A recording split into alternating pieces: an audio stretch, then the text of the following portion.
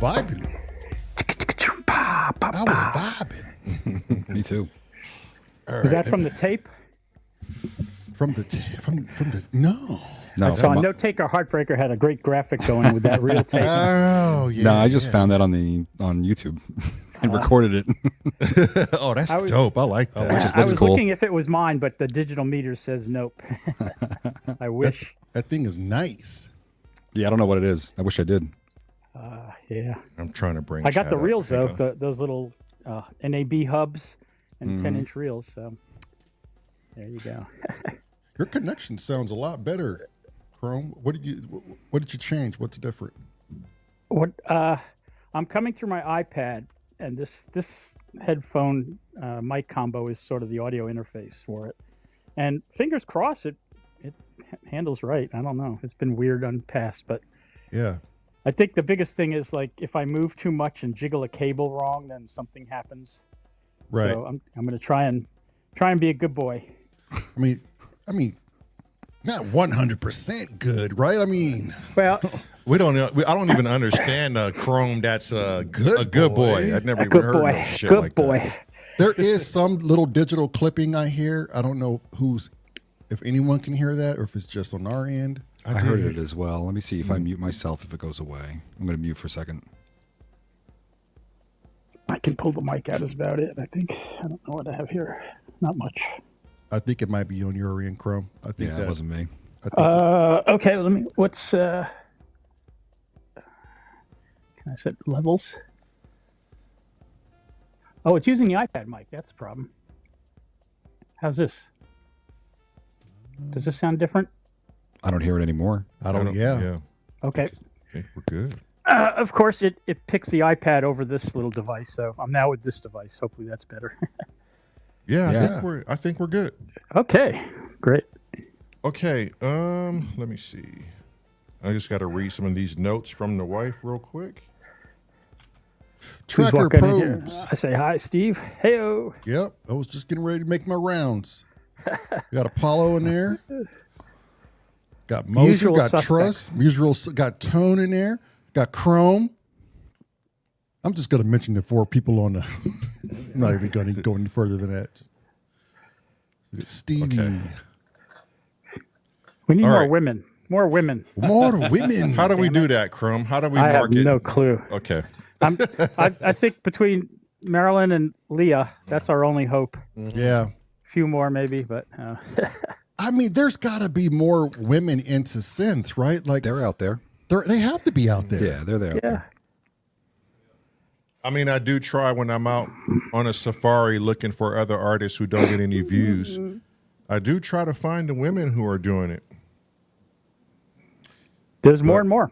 Yeah, and you know, the algorithm doesn't love us. So when you're trying to wait for something to populate or the algorithm to work in the favor of those who only get 2 or 3 viewers, it's scarce out there. It's scarce. It's Mad Max out there. You're rolling the house dice with that one. Yeah, there Yeah. you go. It's definitely Mad Max out there. Okay, we have 10 people in. I think we can wait another couple of minutes, and if we're still at 10, we're just going to go ahead. People can catch up. Get Watch diving. it later. Yeah. Yeah, the synth world is a little Mad Max. It's a little. I think if you run Nomad, you're not going to be seen. Okay, you're just going to be out in the desolate desert.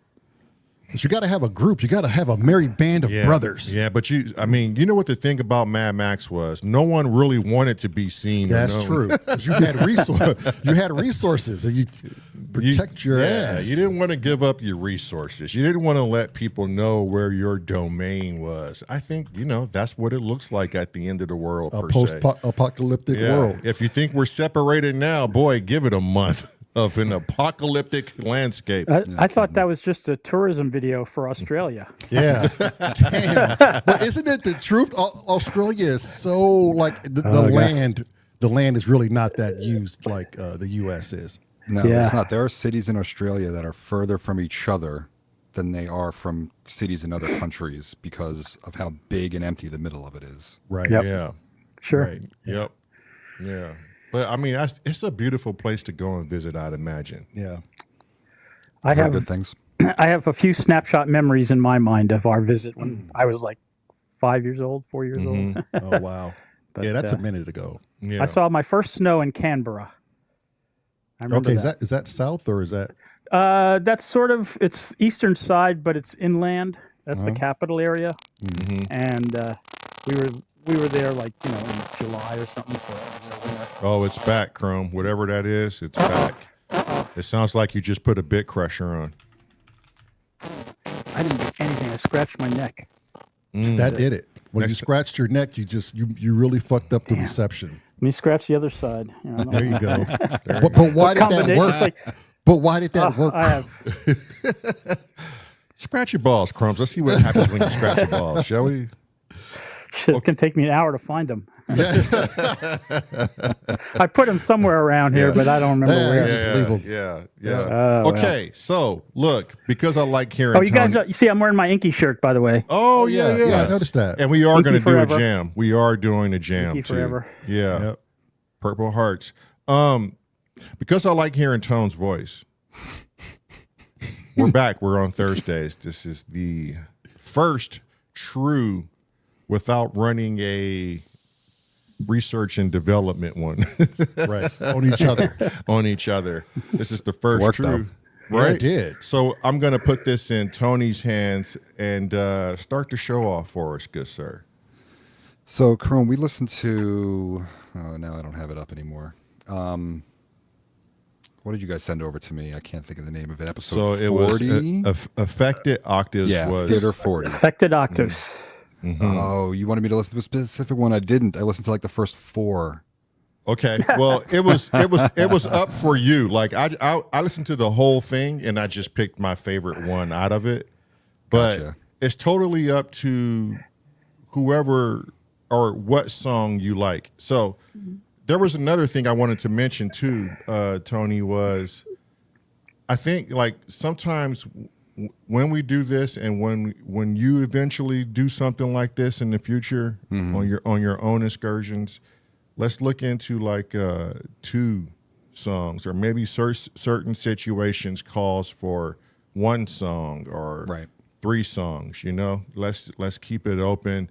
A type of artist like Chrome and the way he structures things, he could be a prime example for why you would want to hear Multiple different yeah, avenues. yeah. I would And, agree with that. Yeah, and they're pretty short for the most part too. So What's funny about it is I almost thought it was like setting ourselves up, not for failure, but for like a challenge. It's easy to pick out songwriting and how that makes you feel, and then how sounds within also like work with the songwriting to convey a thought or a feeling or whatever. Right. Now, based on what you do, like there's stuff I feel, I have no clue what it is though most of the time. It's like I thought about, so I wrote a bunch of stuff about the different sounds and what was going on in all your patches and everything. But then I was like, all right, I got to get like what's it making me feel? And one thing I kept coming back to was like fear, but not in a bad way. Think about like a wonder, something unknown. The best example that came from my own experiences was I remember being, I was probably like 10 or 11 years old when 9 Inch Nails hit with Closer. And I remember like when I was a kid, I would put the radio on at night, whatever rock station was going on in New York at the time. And put that on kind of quiet and go to sleep and listen to music as I fell asleep.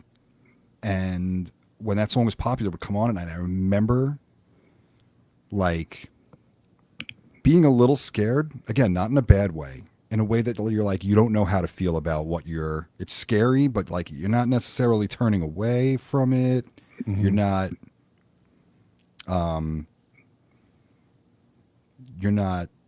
turning it off. You're just letting it wash It's over hitting you. some buttons. Yeah, buttons that you don't know how to identify. Right. That's As far as like pure like the feels goes. I thought about that. I thought about a lot about like 70s sci-fi. And I mean, that stuff was all made with early synthesizers, the music in those movies and the sound effects. So like that's kind of a obvious equation. But the other thing I realize is that I listen to your music and I don't stop thinking about what you're doing at all the whole time. It was hard to get lost in, and that's not a bad thing either. It's just a different experience. But I can see people not wanting to do that. Some people, you know, they turn on music. They don't want to shut their brain off and listen and have fun or feel it, Sure. whatever. I loved that. Like the whole time I'm like, what's that doing? What's that part? How is that happening? What's going to happen next with that thing? There's no predictability. I've said it before. It reminds me of free jazz. You just don't know what's going to happen. Right. And that's got a serious like cool factor to it that you don't hear a lot of other places. Yeah. And as I'm improvised almost. Thanks. and as I'm listening to Tony, I'm like, as he's explaining his interpretation of it, I'm like, a lot of that is what I got from it as well. It's like sometimes you really don't know how to explain something when you're listening to something, but when I listen to Paul, it's always, for me, instantly, it's like what you said with sci-fi. Like I get like the Robinsons Lost in Space. I get a lot of nostalgia, maybe because it's somewhat almost movie sample-ish, but not something sampled from a movie, but the music just takes you there. It makes it feel like you're watching movies that you used to watch or you haven't seen before while listening to the music of how the score maybe could have gone. And it's always surprising to me because there's a groove sometime in Chrome stuff, but it's not that traditional groove where I'm like, this has a hook to it and I'm grooving to it. It's almost like there's a groove there, then it's gone and it's evolved into this other channel. You know what I mean? And it's so like Tony says, it's you don't know what's coming next. It's so wide and open for interpretation that I would think even jazz will be like, yo, this guy's more free than us right now. Like at least jazz, you kind of can come around to a circle, right? You can feel where the players are going and you're just throwing down a bunch of freaking jazz notes. But with Paul, it's like, oh man, I'm going this way. Right. But no, we're gonna go. I don't this even way. think Paul knows what he's doing next. And then Paul's clueless. I have no idea what you guys are talking about. Right, I just we're- make stupid little patches to keep me entertained late at night while I'm playing Mahjong. yeah, Right. well, it definitely affects our psyche. So That's it, so when yeah. every time I listen to go, hold on, let me thing finish is, I my try- one thought, Chrome. Hang on, Go. you're gonna get the floor, I promise you. But real quick, so when I listen to all of Chrome, immediately I just think of one sitcom, and I've said it over and over again, was the sitcom Dream On.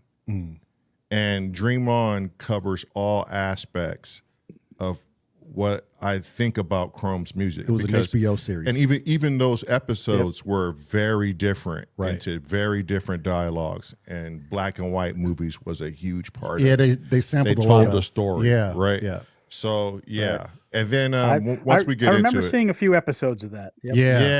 Yeah. So I know And what you mean. I get it. I get don't it. know why, Chrome, but you always, it's just that movie. But particular, Get you. what's the name of the song? Affected Octaves. So I've made mental notes on that, and it brought one movie up into my mind. I'm not going to share it yet. So we're gonna but play it. And We're going to play it first. All right. And I'm gonna see if Meryl did you like any ones you heard, any of the four, Tony? Yeah, I mean, I dig all of it. Okay.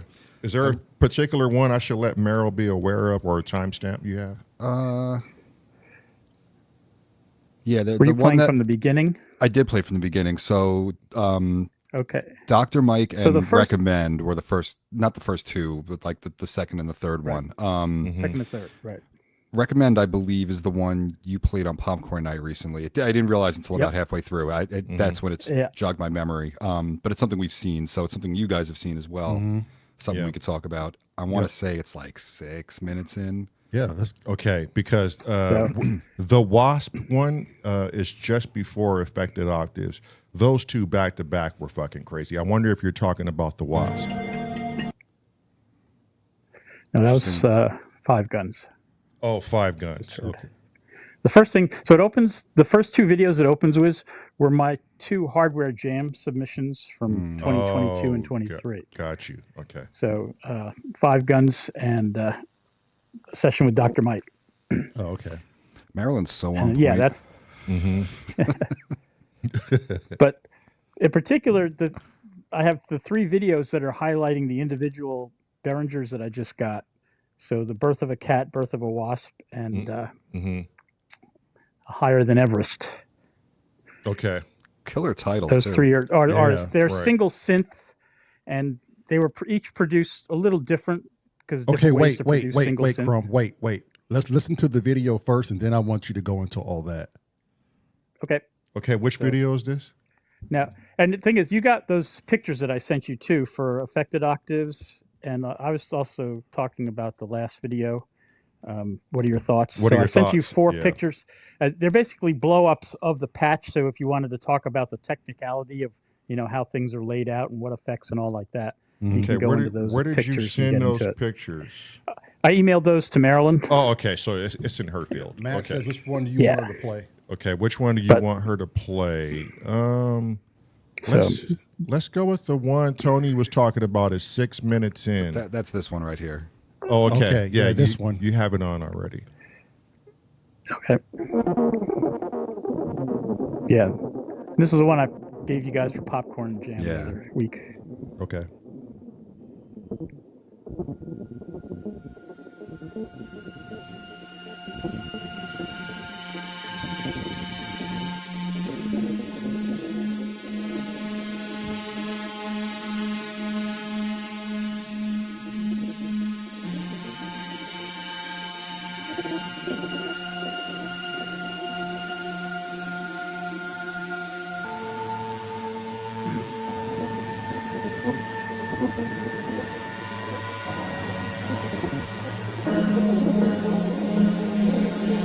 So the thing that jumped out to me kind of right away is that rhythmic, and that goes throughout the song, and it sounds like an LFO doing something. I can't tell you what. What I liked about it is I'm guessing there's like a filter or some kind of change, drastic change to the patch, but it stays rhythmic, but the rhythm almost changes, and that's based on the way the patch hits. So like maybe the way the notes attacking, maybe it's the way, I don't even know how to describe it because I don't understand the patch build well enough. But it was very cool. I was like, it's got a, like you hear it right there, the wah, wah, wah, but if you keep listening, that doesn't slow down or speed up, but it does feel, it feels like it goes away, and I know it's still there because I can hear the patch changing. You hear the timbre really kind of go crazy there, and then come back to something a little more rhythmic, and then kind of disappear, and then float back underneath. It's awesome. And that bell thing, it's really a Chrome signature. Yeah. Yes, it's almost like things are slowly being thrown at you. You know. Yeah, I actually wrote down stab into bells, into noise, Yeah, back that into bell bells. is, It's very cool. Yeah, that bell thing is a staple. I didn't want to bring up the patch, but I got the video up here just so I can look at what's on it. I build these things and then I completely forget. There's a lot going on in this sucker. Yep. And then the dialogue in the background, right? It's very cool. It's very Chrome. Chrome, did you look at this part of the, I guess, the feature to kind of get an idea where you wanted to start? Yeah, I mean, I just grabbed this from Archive, and it's sort of like what, because there's more to it, but it's like, this is a good place to end it, you know. And yeah, but it's just picking that one sequence and how it started off with him kind of running into this space, and then you'll see the ending of this. That kind of everything fit just perfectly. So, and when you heard it on Popcorn tonight, Marilyn guess that this was it's sort of a sample, but then it's played backwards. I was going to say So it it's says alternating backwards, between right? playing forward and backwards. Yep. It's interesting too because it's the way it's mixed in. Very much paying attention to it now. I hear that it's in reverse. My first listen, I didn't notice it was in reverse. Yeah, forward and reverse. It just felt like That's it. a vocal Something. layer. Yeah. And the thing is, because you can't understand it, it becomes sinister. Sure. Right. Threatening. It almost sounds alien. Yeah.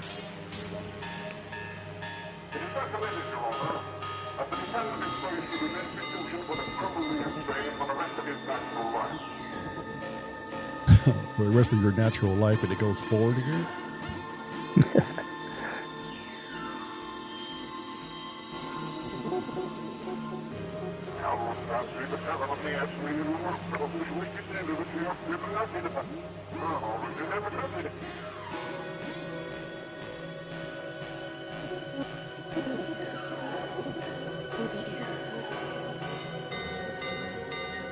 Movies were made so strange then. Yeah.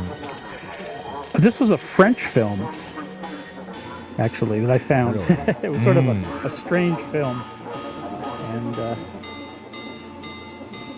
yeah, but it starts off with this guy like stalking some girl and then kidnapping her. And I was like, yeah, no, that's not, I don't want that. But this is sort of later on. It's so easy. Like I had to snap myself out of getting lost in the sound. Like I love when artists can do that. Yeah. Another thing I noticed in this song, it feels like there's a chord progression in here. It's hard to pay attention to because you're drawn by the stabs and the bells. You're drawn by the video, but there's like these big, they're kind of pads, they're kind of big synth washy There things. is. Okay, so was there a chosen So progression through there? if you go back to the beginning of that video, maybe just like 10 seconds in or whatever, so you can see the actual patch before the actual video starts. Okay, so pause it there. Can you zoom if you want to? I guess you can't really zoom that up. Was it? She'll get there. Yeah, she'll get it. Yeah. So just get that one image you had with the whole. There you go. So what you have there at the. Oh, cool. A little bit of zooming. I got to zoom in myself. Could you move our pictures off to the side, Daryl? That way we can see So the at the entire patch. The very top row has sort of three basic things going on: the master clock, and then a sequencer that what is that? 5. So that's like 40-step sequencer, Okay. and then that's actually sequencing the chords of this chord key. So the chord key is a 4-note chord generator, and you basically just pick what note and what octave for the 4 values, and it can pass through gate and stuff like that. So it's wonderful for playing chords.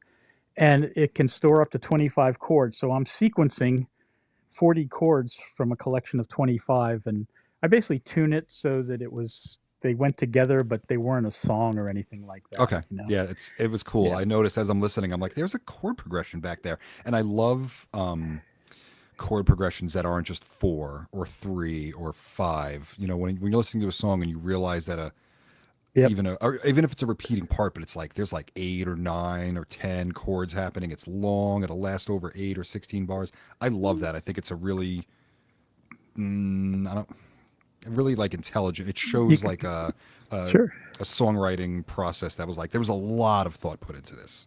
Not just And these the 4 beauty of chords this were. modular is that, I can sort of rip out the CV is the volt per octave or the note. Yeah. And then the gate is the timing. So I can split those out. And then you're doing, having one note, but it has different timing than that note playing with a different synthesizer, kind of different gates for the same note and stuff like that. I mean, It's very cool. You go crazy. Yeah. So, and then on the third row, the far right side is the sample player. You can see a sampler. And what I have, if you look, there's this module. You probably can't read it, called 8-vert, but it's got 8 knobs that are like going back and forth, left and right, and they're triggered. They're setting this basically the forward or reverse playback speed of the sample. Oh, wow. So the sample never plays back the same twice. Right. Wow. And it goes through 8 of them, and then so they're fed into a sequential switch next to that, and the switch is clocked.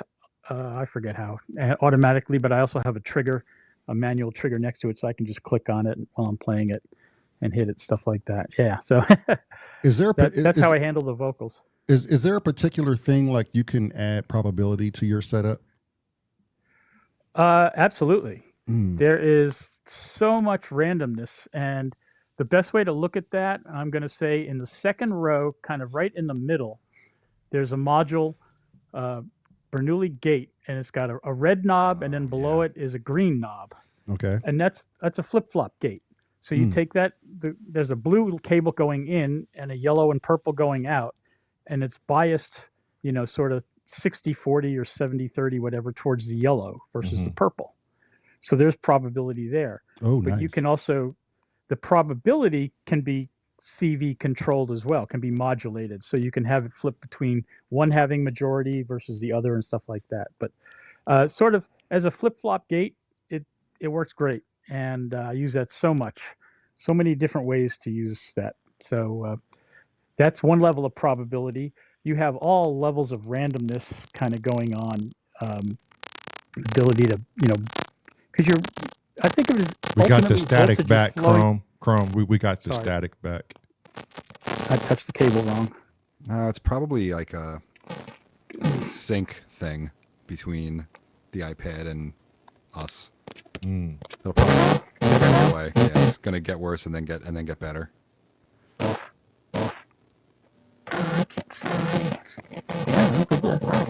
Sorry.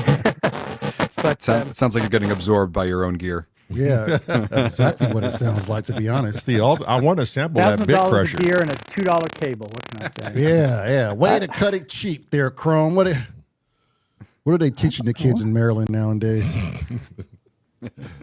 I'm not sure what. I got this little remote control. Does it do anything? I mean, you sound better now. Yeah. Am I better now? Yes, Yeah. it's cleaned up. Okay, so I'll just press random buttons on this if it goes wrong again. Thanks. But yeah, so randomness in modulars is sort of what it's all about, and you've got signals flowing through, so you can interrupt them, change their values, do all kinds of things, and it's just, do they make sense? So, I mean, coming from the bass world, Chrome, looking at this, I feel like such a foreigner. Like none of this shit actually makes sense to me. well, that's why I got to stop and look at it myself. But I recognize all the modules, how I got them hooked up and all. But no, it's So I have a standard effects chain going on in the bottom left, and the whole thing is, the bottom row is all my mixing going on. Okay. But like all of my patches, I pretty much open the whole thing up and just start with track 1, channel 1. And what am I going to do? Is it going to be a drum track, or do I want to play with a VST, or am I dealing with hardware today, or what? And go from there. And once track 1 is moving along, then I go to the next track and build up one after another. Right. Okay. Daryl, let's play affected octaves. Yeah. Live review. Let's go. Right? I mean, I've heard it before. That's what I was waiting for. But And you're familiar with that one, yeah. God, it's so good. I have better pictures for affected octaves too. And it's a simpler. Well, is it? I better shut up. It might be simple. Yeah. But this is good. I love this. So this is all about the Bifaco octaves module. Okay. It's an additive oscillator, so it plays the fundamental and whatever it is, 6 or 7 of the partials. And I love additive synthesizers.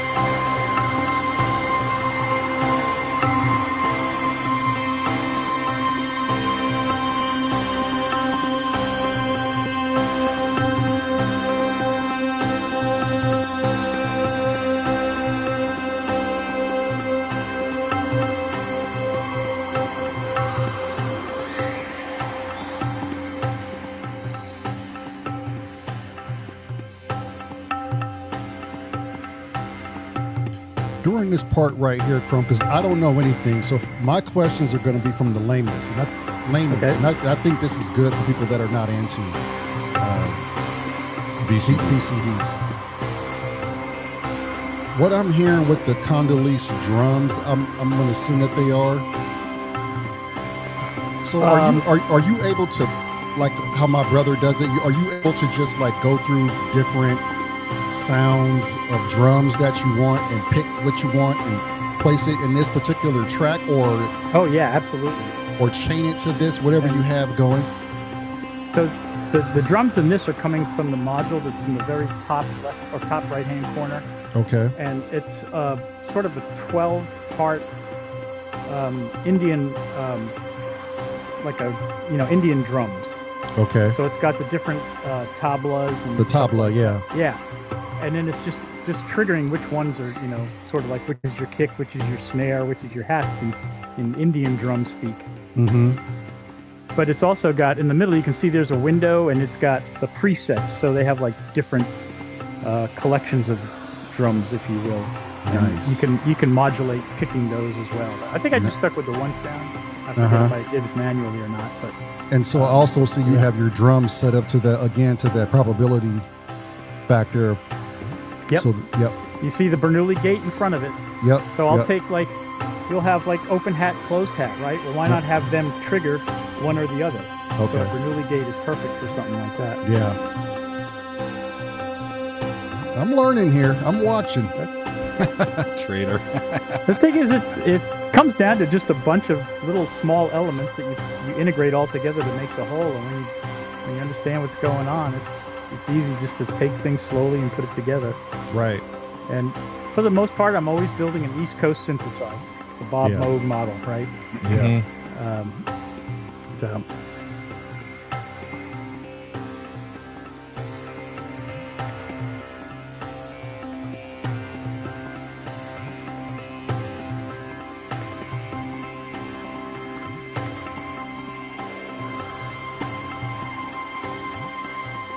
And this is an example of a track where there's basically one sound source, the Thaco module, but then I send that in parallel to various effects. So this has got like all these different Sound Toys effects because I just got in the Sound Toys bundle. And so it's running through each of those of the other channels.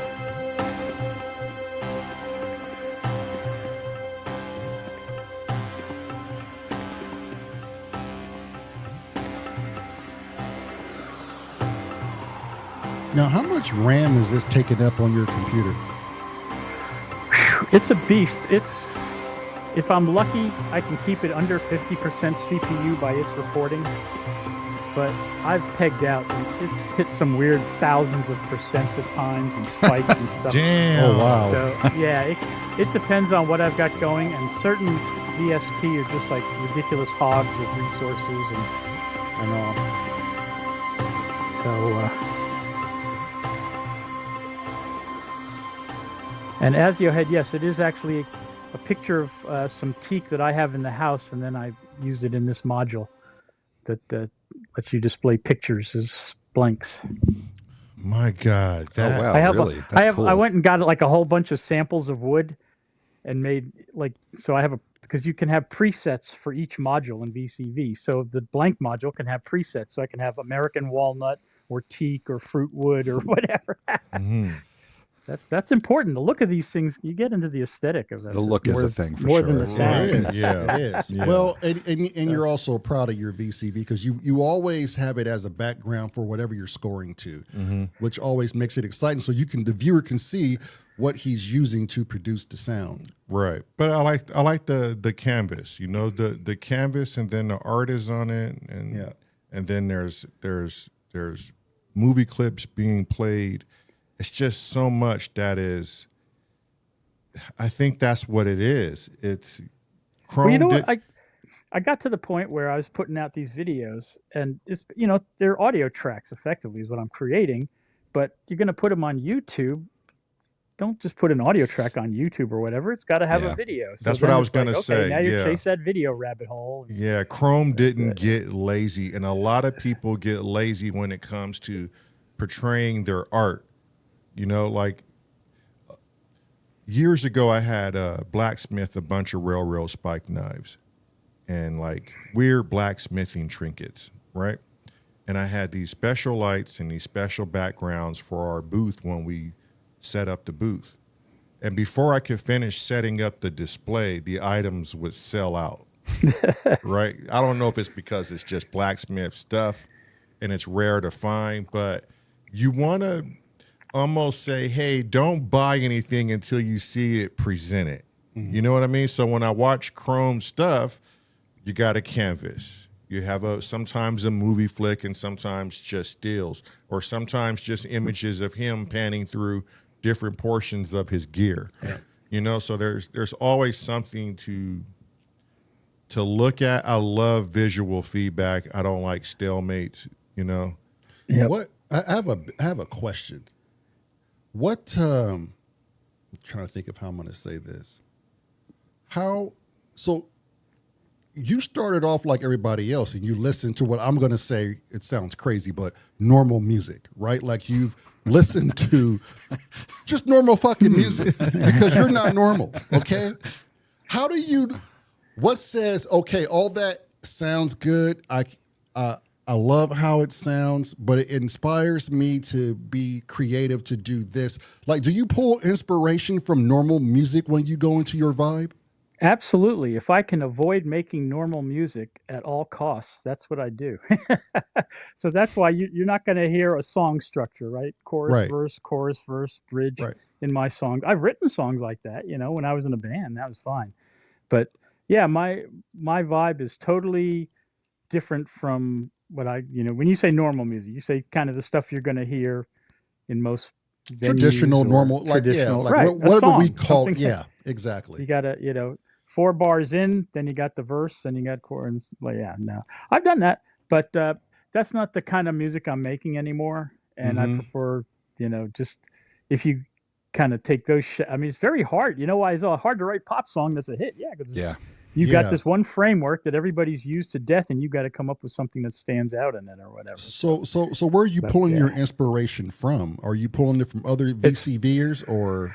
No, in fact, I try not to pay attention to what other VCVers in particular are doing, and just so I don't get polluted, if you will, or they're doing wonderful stuff, and there's some incredible artists just like using the software only and out there, and they're some of them are the developers as well and all. But I start with track 1, channel 1. How does it sound? What am I feeling today? And I'm like, okay, that's happening, and then track 2. Each one I hit it fresh. And I rarely come at it with a sound in my mind that I'm going for.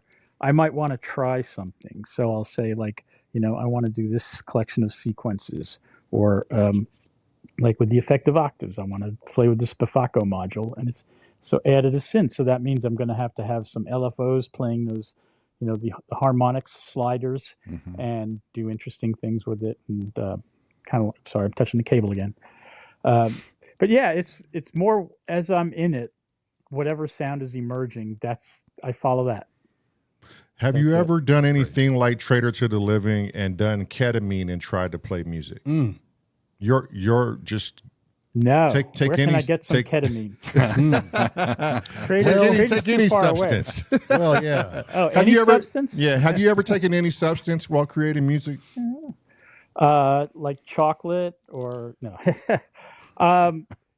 I mean, I vape. That's about it. Marijuana or nicotine? Yeah, no marijuana. Oh, okay. So I have my medical card, and yep. And I vape that. It makes sense now. Carl. Yeah, now everything is starting to come to play. You? Okay. No, it doesn't surprise me, but it all makes sense now. When let's just say if someone was baking, that they would understand exactly where this guy is coming from. Now, I could say that I did enough LSD in the day that I can sort of project what the LSD experience would be in music, which is sort of, it's that random, chaotic, glitchy, bounce from one thing to another, and things hitting you from all angles, and that ethos.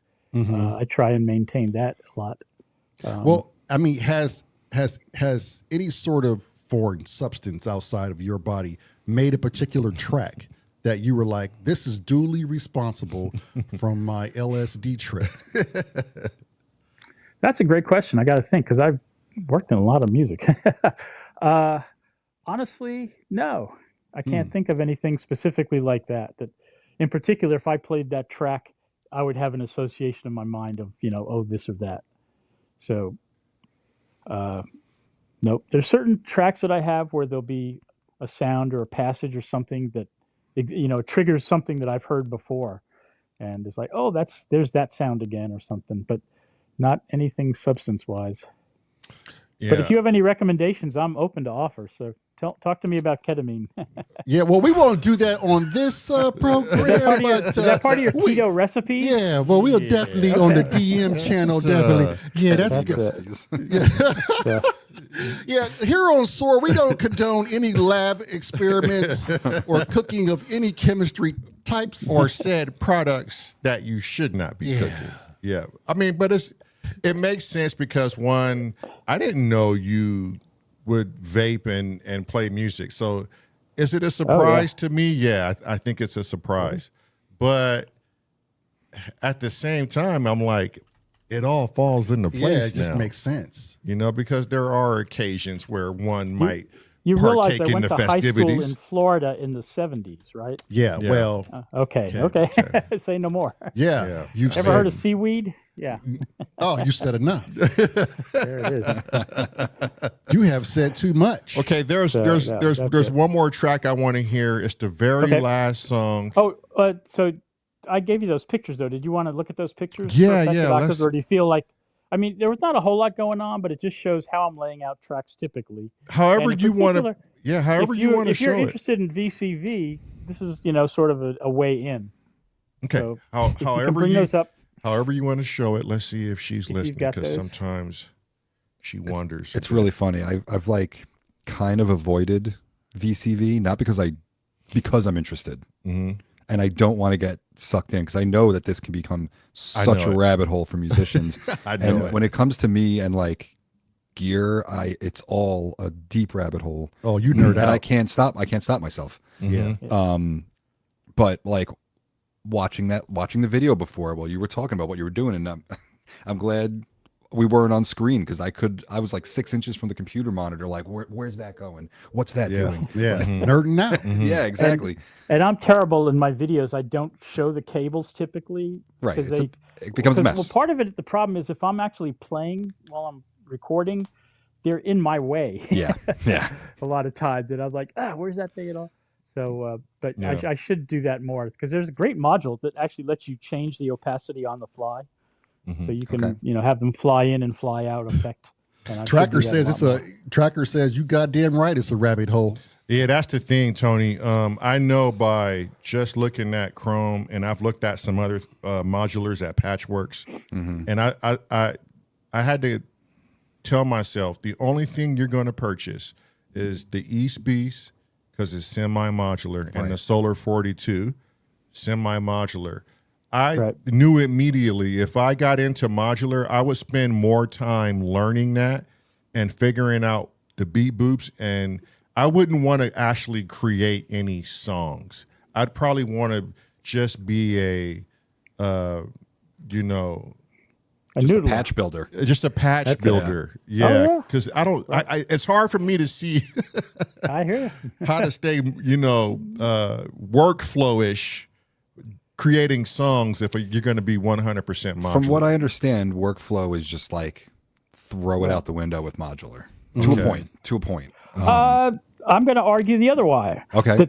The reason that VCV is my production platform, I say it's my DAW, right? Right. Because it is completely analogous to hardware. If I were building a hardware studio with a mixing desk and effectively, a reel-to-reel deck, Sure. and things plugging in, and that's the paradigm I'm following here. And to me, this makes much more sense. God damn it, I'm going to download it now. The DAW, a Logic or a Reaper Don't or do it. whatever. I mean, that's all menu diving. You do the same things, but Yeah. it's basically menu diving. Whereas this is like, if I want a clock, I got a clock module. If I want, an equalizer, I have a bunch to choose from. But typically you'll find like once you start patching, you're going to use the same collection of modules over and over and over because you know how they work and you know that they work, and that's it. You don't, so you'll see a lot of my videos, just the same collection of modules, the same sequencer, the clock module, and LFOs and stuff like that. So, but so real quick on the screen here for this one, as I said, it's the top row. You got your master clock, and I love this clock module because you see it's got the three of the its multipliers or dividers. So that's very handy. But the clock has also got pulse width, and that's really handy for especially VSTs when you want to send a longer gate. Yeah. If you don't just want a 50% on off, you want to hold it almost the whole note, Sure. so that the synthesizer can use its built-in amplitude envelopes and whatnot. So great clock module, and then next to that is an LFO module, 8 LFOs that I'm using because the main sound source is the Bifaco, and you see how the faders kind of ramp down.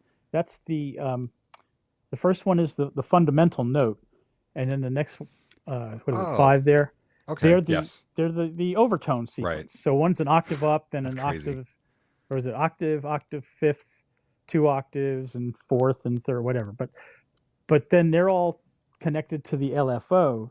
So basically, you don't see it. This module doesn't respond, but some modules, if they responded to inputs, those faders would be dancing up and down like crazy. And that's what makes all the motion in the sound.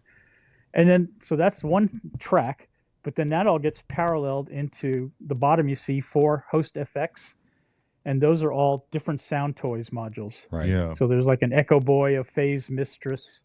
I can't quite read them, but different ones there like that. And then if you go to the next picture, it's the continuing on, Marilyn. Should be picture 2 or phase, patch 2, I'm sorry. On point.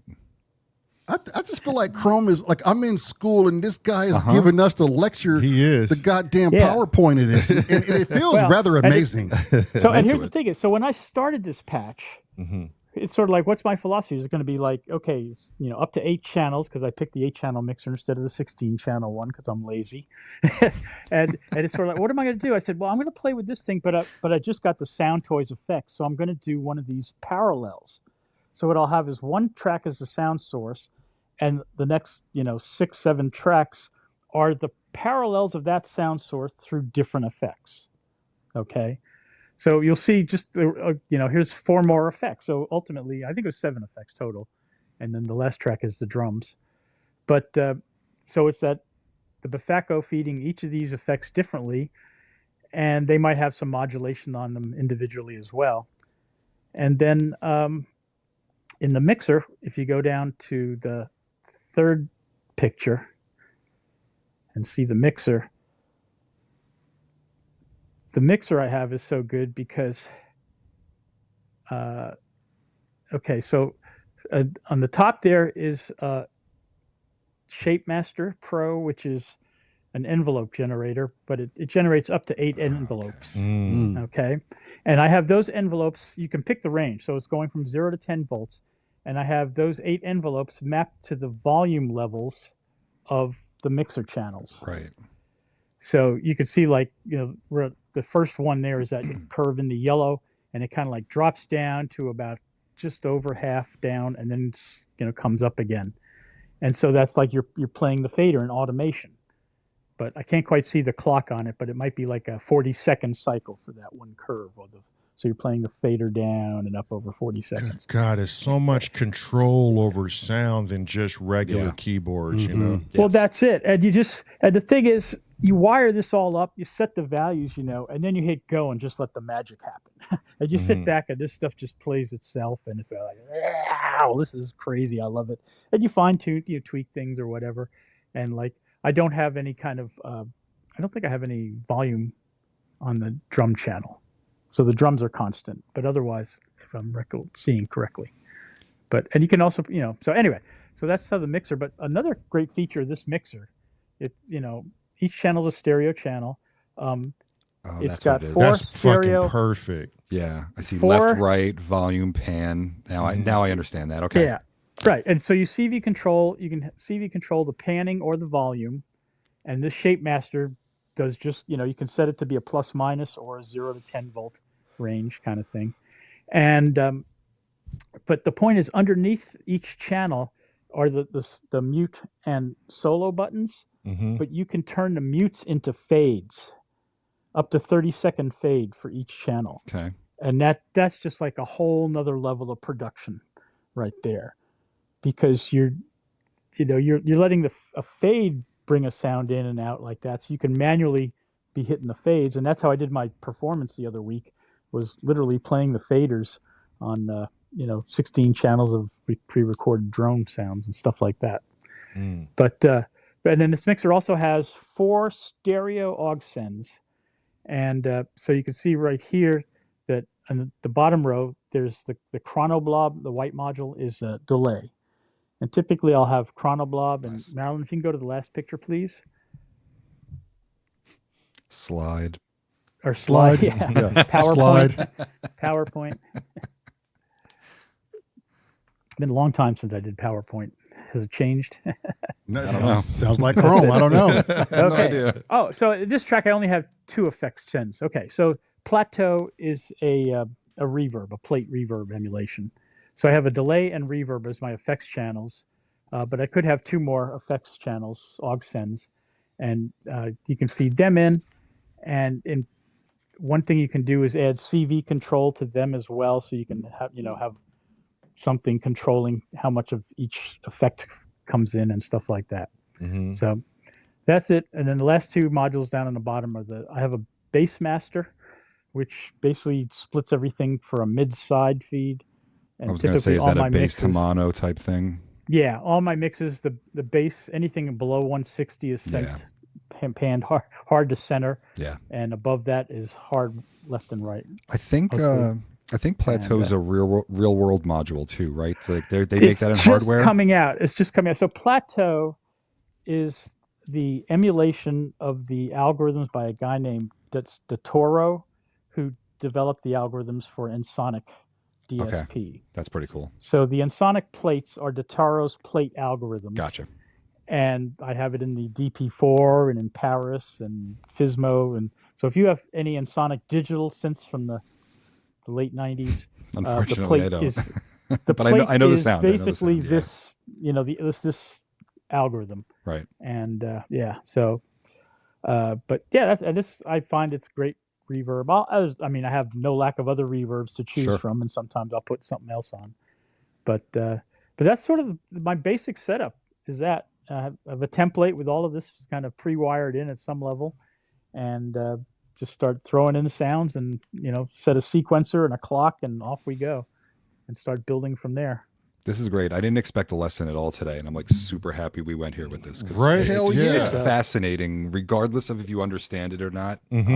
And I do enough that like this is helping me understand it better. And if there's a few people talking about how interested, like Steve's interested in it, Ayer's interested in it, like it's great. But even if you don't, like Lamar, like you said, you're asking layman's questions, but you're picking up what he's putting down. Right. Well, now, because the way he's obviously the guy's a great teacher. We know this. Yes, that's clear. Yeah, the way he explains it, it's kind of easier to follow for me And formulate a question. Right. So because then now I'm like, okay, so I see similarities to when my brother's running probability to the TR-8S1. So I'm wondering, like, okay, so Chrome can obviously do the same things, but he has it on an actual interface, and he's digitally making this music, and it's like, to me, it's fascinating that there's whole other way of making music, right? We can leave all the traditional instruments aside, but now we've come to where we can just get these things done on just a computer itself. Right. I've always looked at VCV like an architect. You have access to all the of tools. It. Right. James Dyson, I think. Sorry, I just want to quickly, because I'll forget otherwise. James Dyson, I think my interface has DC coupled outputs. What's your interface? The Arturia audio fuse, and now I understand why. The Arturias. So DC coupled means that you can put out negative voltages, right? Which is control voltages, like plus minus 5 volts is a negative voltage, whereas 0 to 10 is positive. And but it has to be DC coupled to do that. And I've got a ton of them now, but I never use them yet. Although now I have some equipment that could take CV out. I'm excited to see what you do with it. But VCV, and it's really no different than any other DAW as far as what it can do. It's just how easy it is to take an idea and make it on the screen happen and work. And in particular, dealing with hardware. So when you talk about like the patches I do with my new Ulis, right? Each of those, I have tools that let me send basically CV values out to convert to MIDI values that then drive, the sequencers. You don't have much other control in those hardwares, but basically I have a sequence playing through those hardwares, and then I'm playing twiddling the knobs on the hardwares while they'll play. The signal comes back into VCV and gets recorded or processed, whatever, and that's it. And so working with hardware is a dream. I think, like I said, the one last level that I haven't done is actually letting the software control the hardware at the modulation level, and that's as much just having 1/4-inch to 1/8-inch cables. Right. Yeah. You gotta have the right adapter cables and all like that. But that'll come. Yeah. Right. But Okay, so I want to get the last song played. It is called something about your thoughts. What was it again, Chrome? What are your thoughts? What are your thoughts? What are your thoughts? Meryl, if you are still listening, let's play What Are Your Thoughts? And I guess the reason I suggested this track is because it has sort of different elements going on. Mm-hmm. So the last track was sort of a single synth paralleled, and that's the way I played those. At least one of the Uli tracks is that same thing. But this has VCV elements. I don't think there's hardware in it, but the way I handle vocals is different, and so I thought you'd be interested in that, seeing how construct that. And I guess just 8 channels. Yeah, no, I'm definitely interested for sure. I can see Tracker. I can see how you and Tracker would relate, because I know Tracker frequents VCV. Like he's into it. He writes modules. Yeah, He started developing modules, I saw. Well, I think he said he wanted to write a module that's what for he you. meant. Yeah, because I saw that. Tracker Jack is gangster. That- Okay, she sees it. She's just trying to bring it up right now. Tracker Jack, what do you write in? I'm guessing you use a specific language that can be read by VCV. Is that how that works? I should know how it works. I'm not a developer, though. No, neither am I, and I know that that's a thing. I'm just not. I'm not sure how the two connect. Yeah, he gets down to the soldering of shit. He put a plinky together with some tight ass music. I'm gonna play that music again and show the video. But Tracker Jack is like he's an enigma. He's a undercover fucking genius. Okay, what are your thoughts? What are your thoughts? I think I have no idea what's going on, and I love it. Right? I love this. It came in strong second.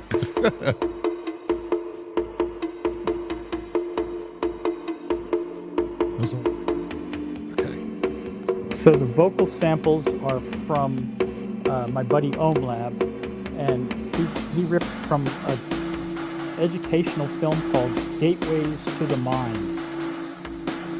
And while I can't recall that particular film, it sounds like something that you'd watch in high school psychology class or something. Right. I don't know. So Mallets. So this one, different VST going on, but also some VCV and synthesizer, FM op and additive oscillator. What are your thoughts concerning the human sense? What are your thoughts concerning the human sense? What are your thoughts concerning the human sense? What are your thoughts concerning the human sense? What are your thoughts concerning the human sense? And then the vocals are going through a delay. They're in sort of the middle right side. The vocals, they go through delay, and then these two resonators, Elastica and Tube Unit, That's what it is. Okay. that give them sizzle and madness. And, They feel like they're moving a little bit. right.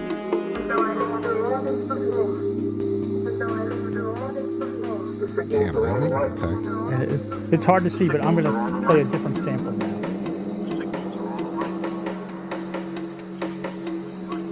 So there's 5 samples, and I'm sort of triggering them manually.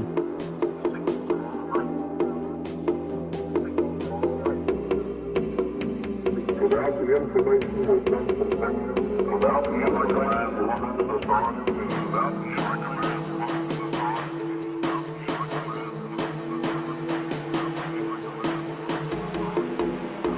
And again, I have, in the middle of the top is that chord sequencer. Yeah, I was just G. looking at that. And then it's being, again, driven by, I can't even count how many columns there are. There's that like 10 columns, like 80-step sequencer. But it's just picking different chords. And then the red sequencer is 8 lanes, trigger sequencer.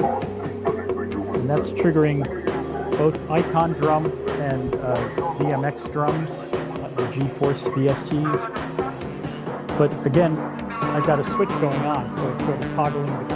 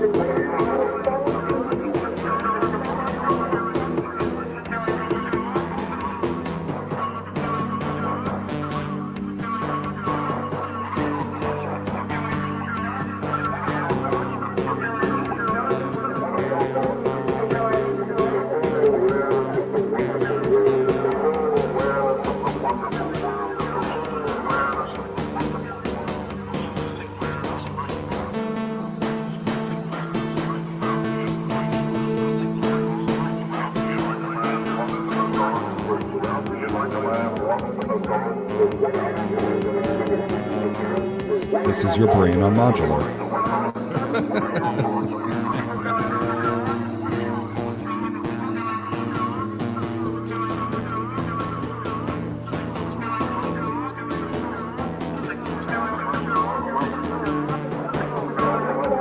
That's gonna be me tonight.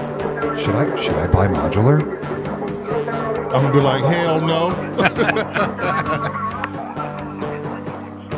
This is great too, because like him breaking down how he's doing everything is wonderful now to watch and look for the different things and like identify them auditorily after the fact.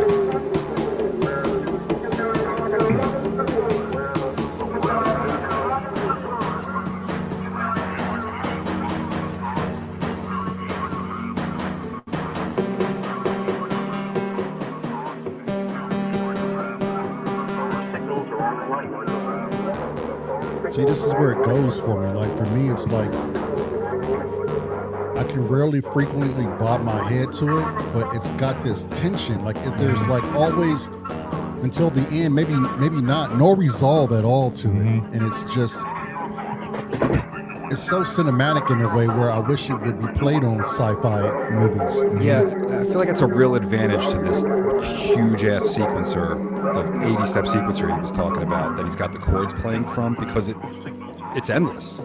Right. It's not resolving, and if it is, it's just by luck, and it's then happening again, and it's not in a regular interval. Exactly, and that's what I was saying about the probability of it. Yeah. Like, will it ever resolve? I don't know. What are the probabilities of this thing? It's just endless, infinite loop.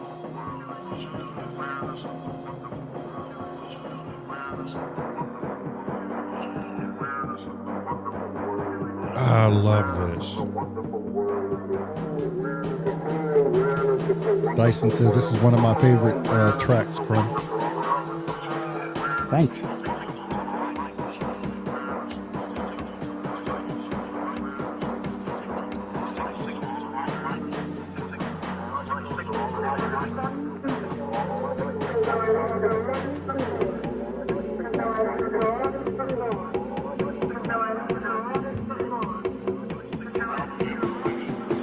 The same as popcorn night, Mango C4.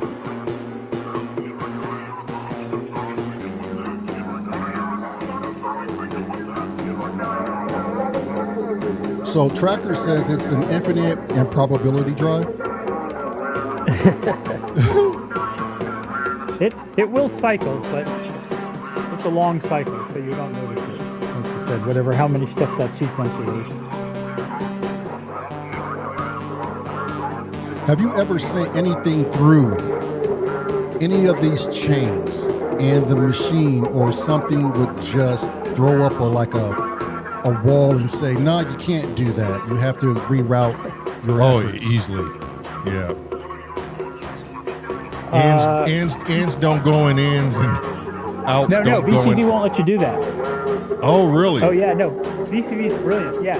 So if you grab a cable that's an output coming out of something, it can only go to an input.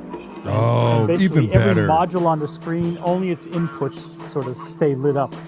And all the other output ones go blank. God damn it, Tony, we Yeah. can't do this. Yeah, see, I really like that too, because now when you take it out of the virtual world and plug it into hardware, you're never gonna blow up a preamp on a piece of gear or something right, like that. right. Yeah. You're not gonna blow your headphones or lose your hearing. Well, don't turn it Well, out too loud, but How about, and I'm going to ask this, and I know it's probably a dumb question, but is there first, so getting out of VCV and going into modular, is there some sort of noise gate you can put things through or compression before you can blow an amp? Sure. yes. Oh, yeah, they have, all of those modules. But you have to put it before your amplification source. That's got to be like your last step because of just like the nature of how modular equipment works. Like you're kind of always at the mercy of accidentally going boom. Mm-hmm. At least like as a signal level thing. If you ever watch, like Ben Jordan likes to do a modular stream like once a month, once every other month, and he will like plug things in and all of a sudden he's quietly talking like you're hearing me right now and all of a sudden it's just bam and he's like, oh my god, sorry guys, it happens all the time. Oh, okay. All the time. Trial and error. Yeah. Yeah. You don't realize something's plugged in a way or a knob's in a specific position or there's something already, some sound already in the buffer that you don't know you're plugging in and it's hot and bam. You run that risk. But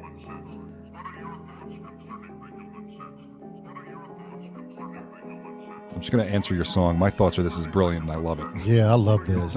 Love it. I just love this ending.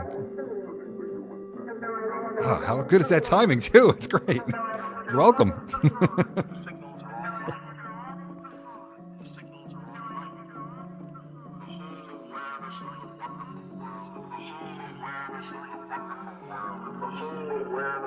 fade to black. Yeah, limiter. That's the word we're looking for, Tracker Jack. Thank you. Limiter, yeah. Limiter, yeah. My brain's But going the problem so is fast right now. that's the limiter on the master output. But you're talking about the possibility of just frying a particular module by plugging Yeah, the wrong, right. thing in, and that's And in the virtual yeah, world, you just it's have not to a sort of problem, know but- what you're doing, and Yeah. yeah. Yeah, it's so sick, Chrome. Like, man, you got a Thank you, sick thank you. style, dude. Seriously fun stuff. I often, when I It's hear a tool. That's what I say. Fool in his tool, and this is to me this is the most incredible production tool because I did nonlinear editing. I used right, Paris for years, and then Reaper, and I had a setup with hardware controlling the software and all. And it's just this is the easiest thing and gives me the most flexibility, and I think in it. It really comes down to that. You think in it, and to me, modular was all about learning to think in terms of CV and gate, and get away from traditional. So that's it. Well, now I'd like to think you run a nice and quiet household because you're always in your headphones and you're not pissing the wife There's no off. headphones. There's no headphones and no wife. Well, there you. One would say even better. My system My system is loud and proud when I'm doing work. So, yep. But no, I'm in the room. Absolutely. What speakers are you pushing your sound through then? I could show you because I remembered how to hit the button right, I think. Or do I? No, maybe I don't. Here, I'll flip it real fast. So I have a pair of I like a vintage company called ADS that were originally part of Braun in Germany. And then like the head physicist engineer guy came to America and started ADS speakers in the late 70s. And I found them in the day and I've been using them ever since. So let's see. I see them here. I can never figure out where the camera is on this stupid iPad. You're pointing okay, right so at I it. got these two towers. So there's, I'm almost there. We there? I'm terribly sorry. Arcade station. Anyway, That's awesome. so I got these two towers with 170 watt amps powering them, and the rest of the room I've got. There goes the camera. I've got. Oh, here's the easy way to do it. There we go. Problem is being out of sync with the screen. So there's the main setup. Watch your finger, Chrome. Come over here. Your fat finger's in the way. There it is. There you There it go, is. buddy. Where the hell is the camera? Somebody tell me where the stupid camera is on this thing. Right now, Yeah. it's facing So your then I way. got- There you go. Okay. So now I got side and rear speakers in the Oh, my back there. goodness. All Okay. ADS. It's crazy. So I have 6 surround speakers of ADS, vintage 80s technology. But to me, they still sound ridiculously good. And my ears are used to them and everything like that. But yeah, so I'm mixing in the room here. That's And, amazing. yeah, Like it's for you to awesome. even have those like that, set up like that. And the people will say like, "Oh, you really should use studio monitors and stuff." But I've done them in the past. But I'm comfortable with these. That static is coming back big time, Chrome. So It's interesting. Like, you do hear the same thing. Like, oh, you studio monitors, and like that makes sense in a traditional mixing aspect for what you're doing. I don't know if it needs it. I really like the idea of making music art through like a hi-fi setup. It's an interesting way to listen to it. It's ultimately kind of true to form to what the listener is going to hear. And you're not, I wish. Yeah, right. You're not selling this, you know what I mean? Right. You're not out there Right. trying to make gold records or anything like that. I have a pair of vintage hi-fi speakers in my living room, and I just recently got a nice. Didn't you say you had tannoys?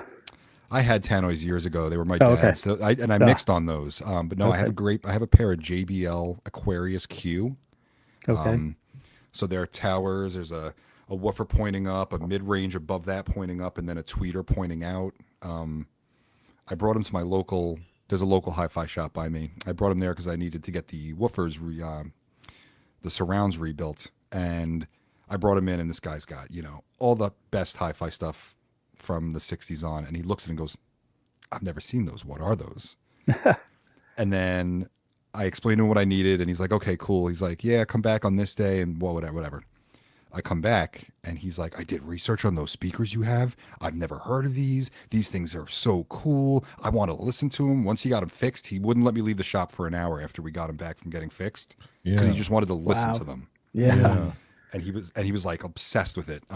That's cool. And I've thought about, like, what happens if I bring my DAWless rig out to my living room and plug it in there? Like, I mean, but now I'm encouraged to do it because of the way Do it. you're set up. I might. Well, and you could. I mean, I'm sort of twisted here, but basically, I'm in my love seat recliner here, Right. with wireless keyboard and mouse and a Yeah, mixed 65-inch screen, I love it. and that's it. Off to the races.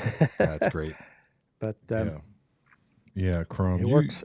You are definitely something special. And did you submit something for this, for tomorrow's popcorn night? I didn't. I sort of kind of run out of ideas because you feel like you've seen everything. Yeah. But do you have? If you need me, are you low on content? I can certainly. I don't think we're That's low, but I It's just just look always forward a treat to to it. have you God in damn it. there. Yeah. Okay. I just if- hate to spam every. You see enough of my stuff, so. Nah, don't say that. see. If Marilyn, if you're still listening, Chrome, what was the name of the jam you did with that woman, and there was whispering in the background? Oh, so that's that was Moose and Squirrel Productions. Purple Funk. Moose called and something like squirrel, Purple Funk, too. funk. Okay, Tone. Fuck are we? I don't know if you ever heard this shit. These names, man. So this is my friend Heidi. And, Heidi, yes. Heidi's my friend from OhmLab days, because OhmLab was up like on Twitch in COVID days. Mhm. 3 days a week for a few hours, so the community built there and all. And she's just a fan. She's not a producer at all like that, but she made those vocal samples for me and just sort of recorded gibberish in the phone. But I heard something and What was the name of the song? What was the name of the I song? think it's something like Purple Funk too. Okay. I have to find it here. Maybe Steve, if you can help Marilyn find this song. Purple Give me a funk? second. I'll find it. Yeah, in or my- go to it's the in my source. master. Yeah. I gotta figure out which Well, loop it's in. I didn't want to break your No. thought It's- process. Is Moose and Squirrel a Rocky and Bullwinkle It reference? has to It be. has Of course, to be. of course. Yeah. So it's the last track in Blippity Bloop 4. Purple Oh, Funk 2. gee, Bullwinkle. Hey, Rocky. Well, that came from one of the running gags in our little OhmLab group was something about squirrels at all, because Heidi would have these squirrels like fighting outside of her window or something, or being wild. So the whole squirrel thread just took off from there. Yeah. All right. Yeah. To me, it's probably my all-time favorite. It's iconic to me. It's everything you can imagine. I don't think in my mind you're ever going to top this. Well, I can't say you're wrong. Yeah. Everything is subjective in this business. But It is. I don't know. My wife really loves this shit too, Chrome.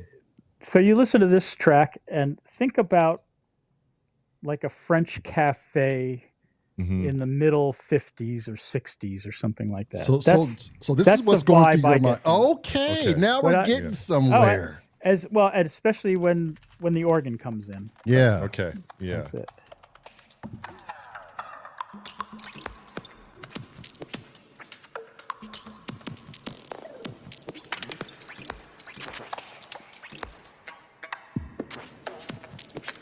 And these stick figures are a VCV module, a visual module.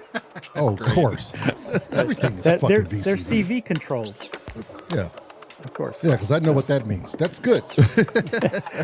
Just means you put an LFO on them, modulator or whatever.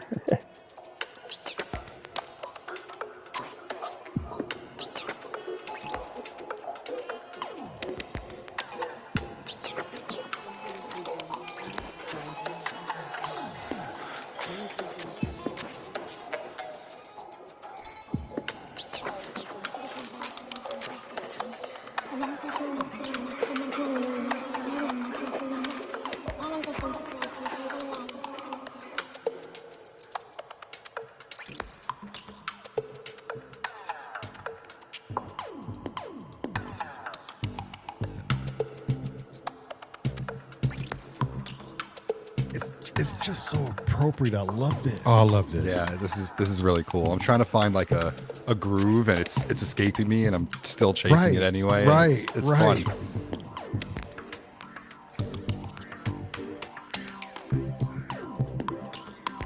It's a groove that gets distracted by a squirrel. There you go.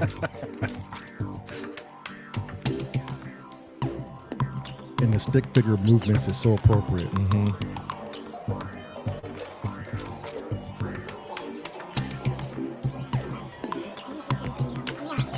What the fuck just happened? That was awesome.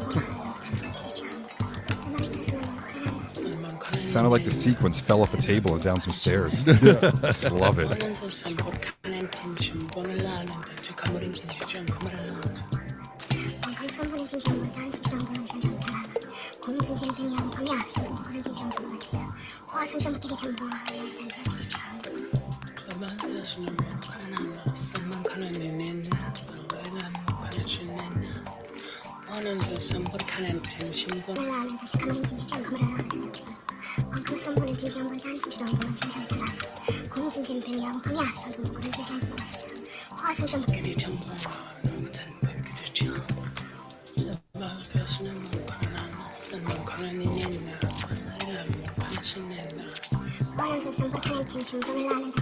Like she's talking Elvish.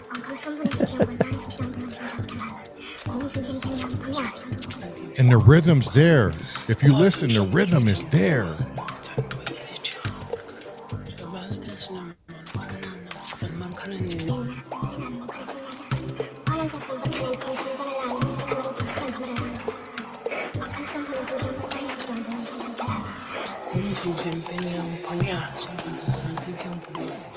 So that module is a two-dimensional LFO, but it's not an oscillator necessarily. It's random walk. Thank you. I was wondering what was deciding where it was going. It's called walk. It's basically brownie in motion. It's all over the place.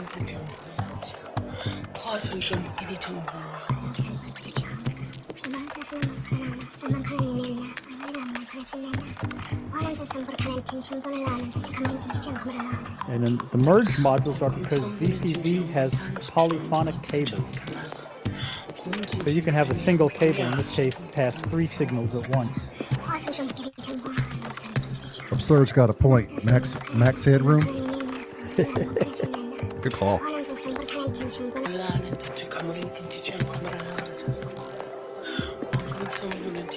VP wants to know if this is on vinyl, Chrome. Should Vinyl, be. no way. No way. Should Never, be. ever. Should be. Give me the rights to it. Only if the AI do it. We're gonna find a way to get this on vinyl. Yeah. I love this little, that rhythm, that sequence. Yeah. Hey, David.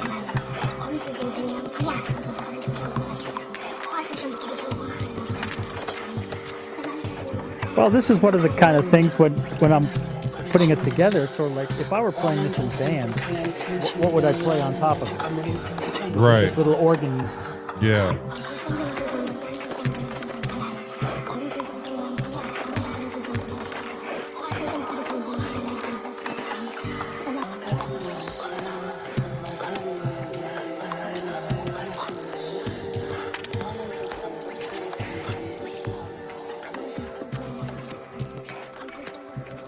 That's a fun track. That was a lot of fun. I fucking love I got that it. track. Oh, what? So that actually originally came from my OhmLab collection.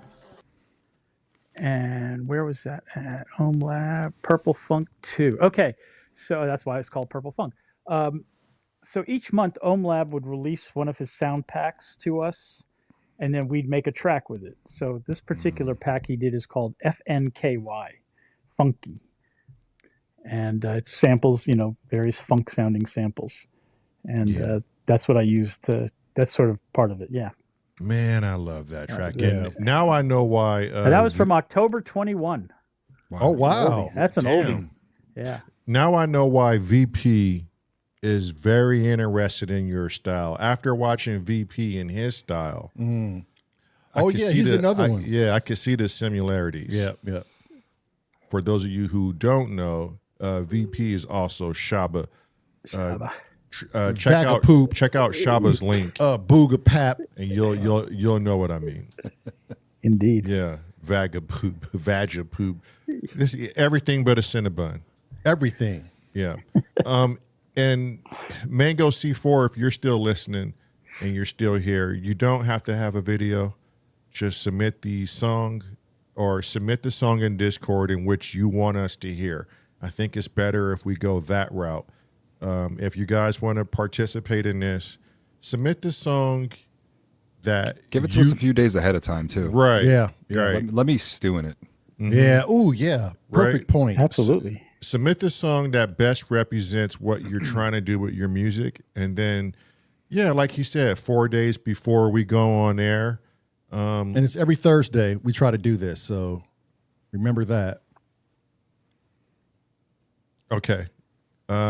Mango's not in Discord, so we'll put the email up for you if you want to hop in. I thought I saw you in our Discord. But yeah, we'll put that email up. So anyone who wants to join this, go into Discord. The channel's already there. Submit the song and give us a few days to go over it. And we'll do this right here. This is what you like, isn't it? Well, Everyone wants to put their stuff on a plate I mean, who and doesn't? have people taste it. Who right? doesn't? Who doesn't want to try? It can be a real nerve-wracking feeling, though. Even though we started it last week, I still had this like, oh shit, wow, like you caught that, or really, Tone? You understand that we have a signature, and so when people are literally telling you what they hear and feel, and they now can identify you out of a crowd of musicians. I mean, that is a beautiful thing, but it can be nerve-wracking. It can be. I mean, It's tough.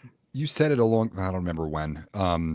It's good to hear people say things more than just like, oh yeah, it's cool, I like it. right. And it's hard to find musicians to talk to about stuff, especially in the modern world. I mean, we're all sitting in these rooms watching a computer screen talking. We're not out there. Most of us are of an age now where it's not like I'm not running around hanging out with musicians every day.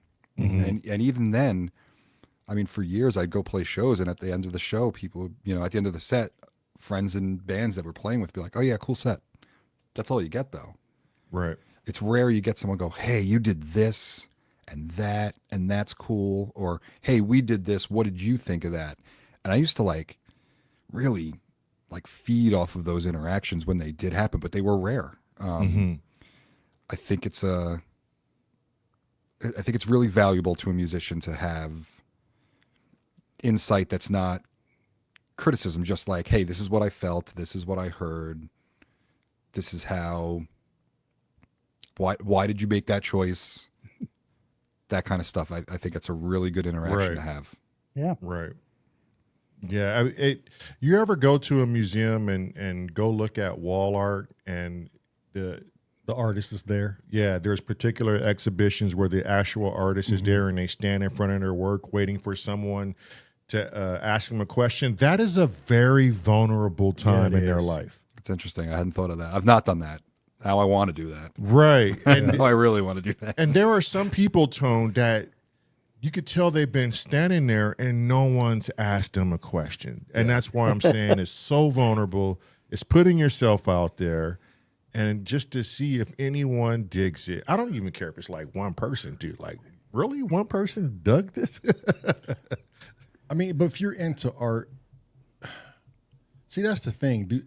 I think if people aren't into something, they don't have to fucking not ask a question. You may not be into it, but you were like, "Hey, whoever, can you just kind of walk me through what I'm looking at from your perspective? Like, at least entertain the artist, not just to do it, but you're there for a reason. You're there to see art." And I would think it's the same for music, which is why we're doing this. You kind of want to know what people, like Tone says, you want to know what people think about your sound and what you've developed. I think everybody wants that deep down. Like it's one thing to hear the old casual pass by. Right. Oh, that sounded great. It's confirmation, but it's educational. It's Feedback. Yeah. Sure. It's just I don't know how to put it into words, unfortunately, but it's something I loved. It's something I like to talk about. And it's rare that I get to talk to people about it. I can't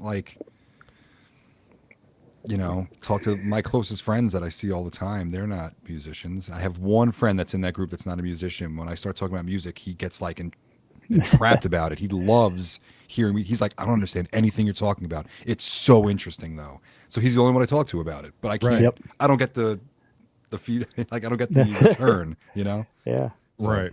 Yeah, I think Chrome asked me a question in Discord, and I think it was somewhere on the lines of, even if you don't like something, let me know. Was that it, Chrome?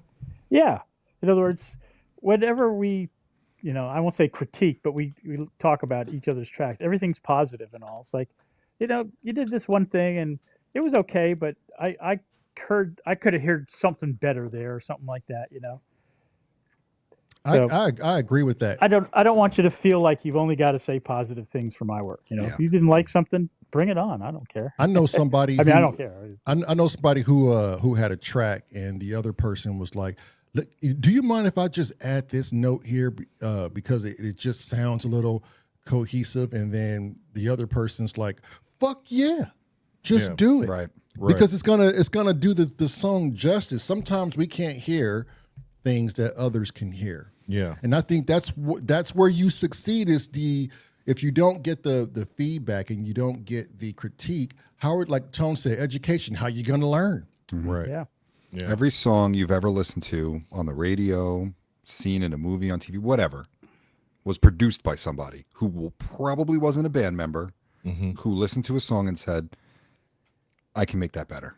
You should try this. Right. Because I want to know that. I want to know, like, oh, there's other keys that I can, maybe that wasn't the most appropriate one, but here's one that's even better. Right. This part that you like, it's not bad. It just needs to be different. And when it is, it's like, bam, there's a hit. Yeah. It happens all the time. I remember when Scotty Sounds told me, "Hey, is your hydrosynth still mono?" I go, "Yeah." He goes, "Put that thing in fucking stereo." Yeah. You're not hearing what it's supposed to be.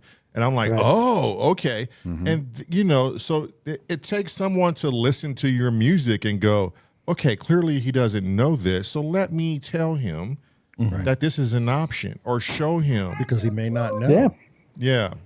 Yeah. I remember being, 17, 18 years old and having someone I played in a band with go, dude, what are you doing? Turn up the presence on that bass guitar. Turn up the high end. And I was like, but it's a bass. And he's like, do it. And I did it, and I was like, holy shit, that's a whole different sound that I love that I didn't know I could make. Yep. Yeah, you can, a muddy bass does nothing but flood. But if you add a little bit of tone to it, no pun there, but if you bring your mids, and I'm glad you said that. So for me, when I'm running any bass, it doesn't matter.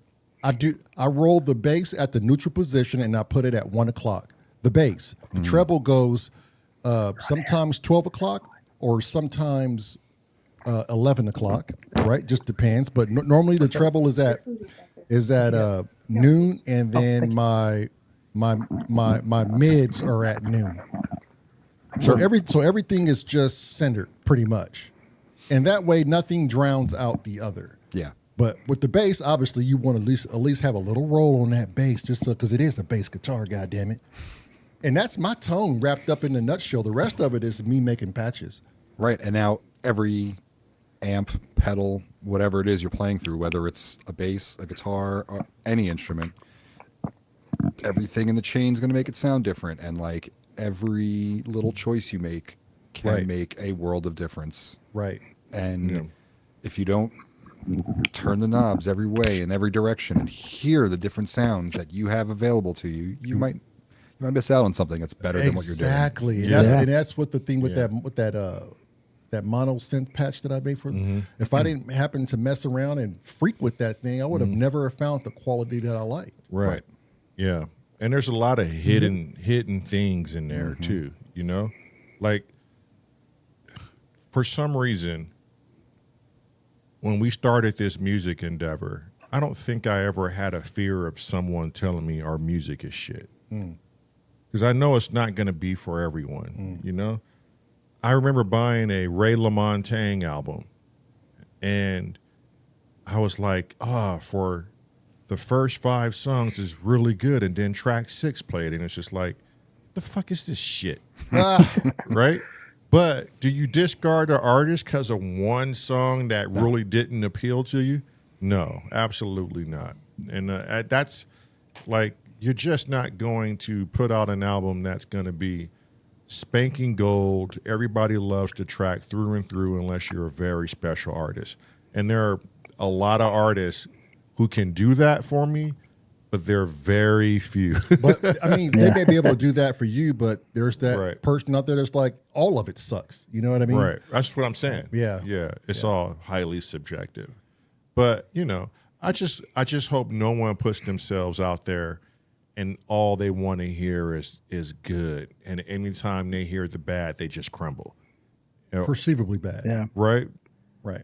Or it just does something to them where their feelings are hurt and they didn't get anything constructive from it. Speaking to that, think about all the times you've listened to a record, you listen to the first 5 tracks, you don't like the track 6, you like tracks 7 through 12, whatever, and you keep listening to that record year after year after year, and then you realize at one point you stopped skipping track 6. You that's now like happened. it. That's Right. happened to me. Yeah. On quite a few albums. Yeah, me 'cause- too. It was blue. I could name one right now. It's back in the day. It was the Blues Traveler Zygote album, and I only would pick a couple of ones in regarding That band's they're monsters. That band, and they're that so good. their bass player who Yeah. died at such an early age. Oh my god! But John Popper was the shit. But that album Zygote, I would skip a lot of songs until I had to make this drive to Las Vegas, and I had to. I was like, "Fuck it, I'm running out of music," and I played the whole fucking album. And I think at my young mind, I was just looking for the constant hit, like the constant Right. what feels good. And I was forced to sit and listen. And I'll go, oh, the quality is just the same. Like, Right. wow, what the You're- fuck am I? What Right, have you're I like, been what was doing? I thinking? Right. Yeah. Like, Yeah. why would I pass this up? Yeah. Yeah. Is it the rush just to get to the familiar song? That It you know? is. It is. And I hate it. I hate it driving in the car with people or going over to my friend's house and they would skip through the songs before they were done, or they would bypass 2 or 3 of them to get to their fate. You know, Right. That I've always hated people DJing music. Hate is a strong word. Well, I've always disliked people I like that better. DJing music. I like to just, when somebody says, "Hey man, I just bought this album," play it from start to beginning. Don't drive it. You know, hit play, leave it the fuck alone, and let's have a conversation and listen to it. And that I've been structuring my whole life around that now.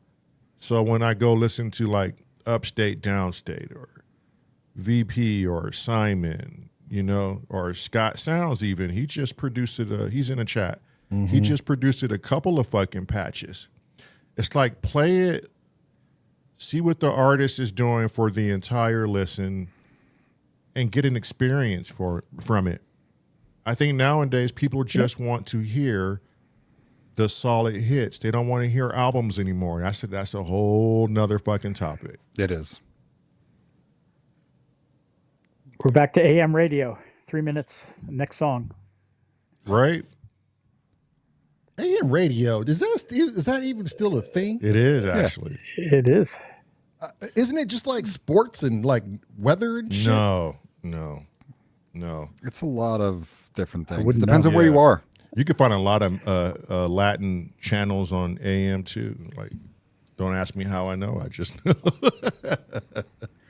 Yeah, I think there's a lot of stuff there. yeah. What it was it Probes or Azios head who said he liked jazz? Is there a bad move on jazz? Can you go wrong from jazz? I mean, Kenny G exists. That's smooth Well, jazz, I would right? say that's more That's just smooth. smooth jazz. Yeah, that's Yeah. smooth jazz. Yeah. And I know people have an issue with Contemporary jazz. There's for all It's the yacht jazz. right for all the yacht hard jazz, beach jazz. all the hard contemporary people do not like the term smooth jazz or smooth jazz artist. Well, because it's in its really own genre. it's really a thing out there. Right, though. right. Yeah. Oh. Yikes! Don't tell my friend Ty. He's a producer of that. So Oh shit. Well, I mean, I That's love his smooth thing. jazz. I love Chris successful, Bodie, don't Kenny. worry. Yeah. Yeah. Wayman Tinsdale, he's a bass player. oh yeah, Wayman was a Paris guy, Yeah. Paris Yeah. user, Yeah. and yep. Anyway, Yeah. It's it's got a market, so people put that out. You know, Is I mean, Wayman that's the thing, Tinsdale is still with everything's us? got a No, he's not. okay. Yeah. No, I think he passed like I want to say 4 or 5 years ago. Oh, okay. Yeah. Wayman. Oh, Yeah, he did. That was sad. at least that. Yeah. Yeah. But what was I getting at with that? Oh God. With jazz. Yeah. So Right. when I speak to a lot of people, everyone that's like into jazz, they're like literally like into hardcore jazz. Like there is a lot of Mary Lou people that like, okay, so groove, not groove chemists, but when Groove comes in here, he's from Germany, and his name is Abi for short. He turned me out to this lady named Mary Lou, okay? And she plays piano, and she runs a trio, and I think the drummer runs a trap set. And it is some of them, and the bassist is an upright bassist, but it is some of the most soulful jazz that I thought was just gonna be like cliche jazz. And this trio is she's fucking amazing. Yeah. And I listened to 3 or 4 tracks, and I'm like, I had no idea classic jazz could be like this. Right. It's wonderful. It's Yeah. it's a different rendition of it, and then I would instantly go, okay, let me see how far jazz has come, right? So then I'll throw in a Yusuf Dave's album, and I'll get the modern jazz from like what it was in the past, and you can hear how it really never left. Like their sax player on Yusuf Days is like reminiscent of smooth jazz, but yet has a classical vibe, and it's just like jazz is going to be around forever. Yeah. Have you guys ever heard music has a season? And do you find yourself behaving to the season? So Oh, And- you mean like listening? You're not talking about a musician. You're talking about like listening to music at certain times of Yeah. year. right, Oh, different yes. genres, I talk different about genres. this all the time Well, with people. I have rain Halloween. music. I have snow music. I have fall music. I have winter music. Let me I don't really have spring or Let me summer ask music, I this: guess. where he's going, YouTube, because I know what he's thinking. What's your rain go to?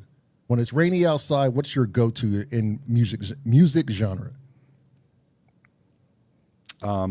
So there's a band from New Jersey, and an emo band, I guess you'd call them an emo band, called Thursday.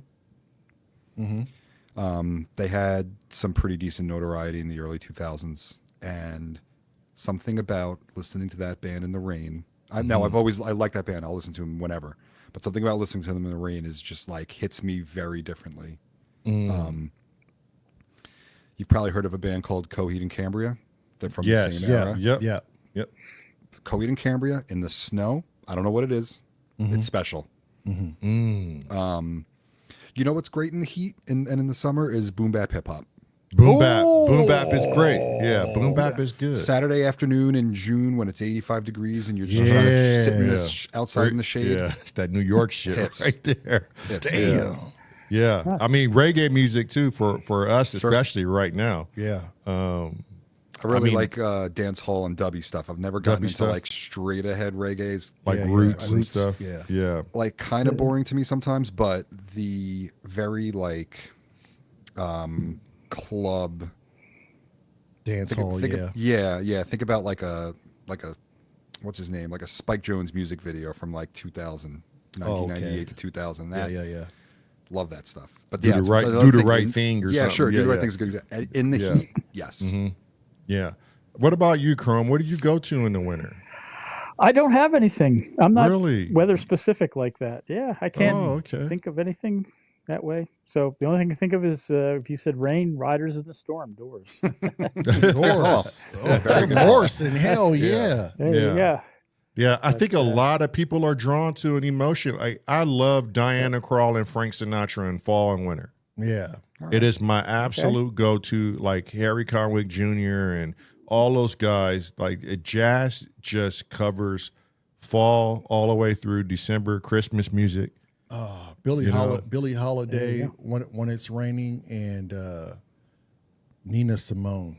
Oh, Nina Simone. Okay. That sounds great. I like jazz when I'm Yeah. cooking.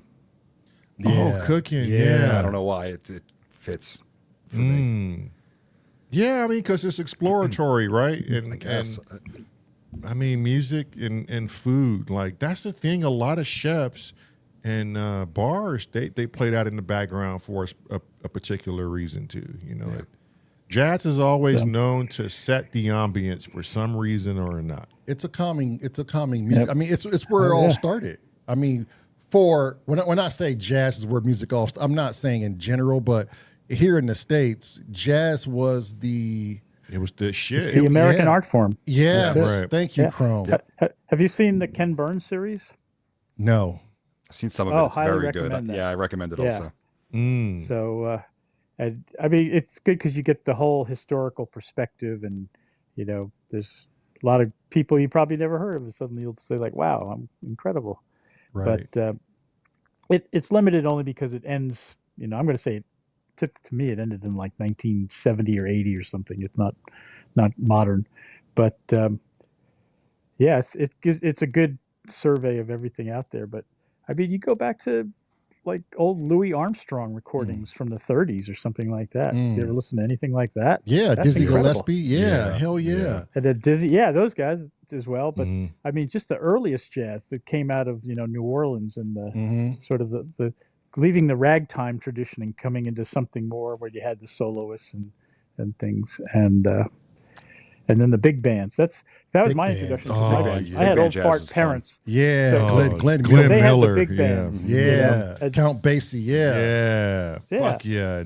I mean, Glenn Miller is the shit. Go ahead, Yeah. Chrome. And I can't say that my parents actually saw Glenn Miller or anything like that, but that's the kind of music that, when they were young and dating, that's the stuff they were going out and dancing to and whatnot. So their records reflected that at some level. And, Yeah.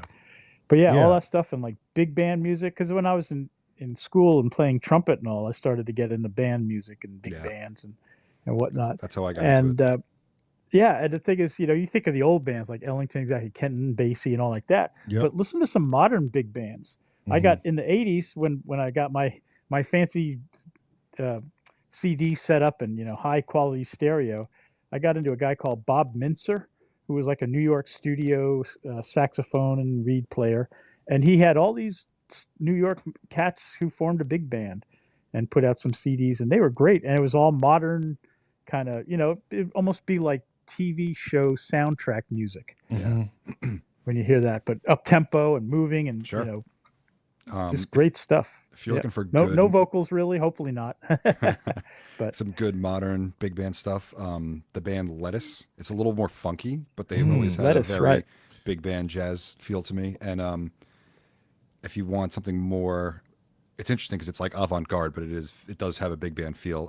Kamasi Washington. Oh, Oh, hell yeah. Kamasi, Yeah, man. that guy is Kamasi. that I'm guy's still crazy. trying to get this vinyl. I can't get myself to spend the money on it though. It's $109 in That's this crazy. guy. Oh, wow. It's got like 5 Wow. LPs in that Yeah, motherfucker. it's because he does that. Yeah. Yeah. There's an artist, his name is Kamau. And it's Oh yeah, come on. Kamau. Yeah. yeah, and he does a 505 Looping type. looping type deal, but this Okay. this dude's voice, the way he adds his own effects, it's recon amazing. reminiscent, but his vocals on the way he makes things sound is amazing. Yeah. I'll have to link it. I think I linked it before in digging. What was the name of that band you said, Tony? Lettuce? Lettuce.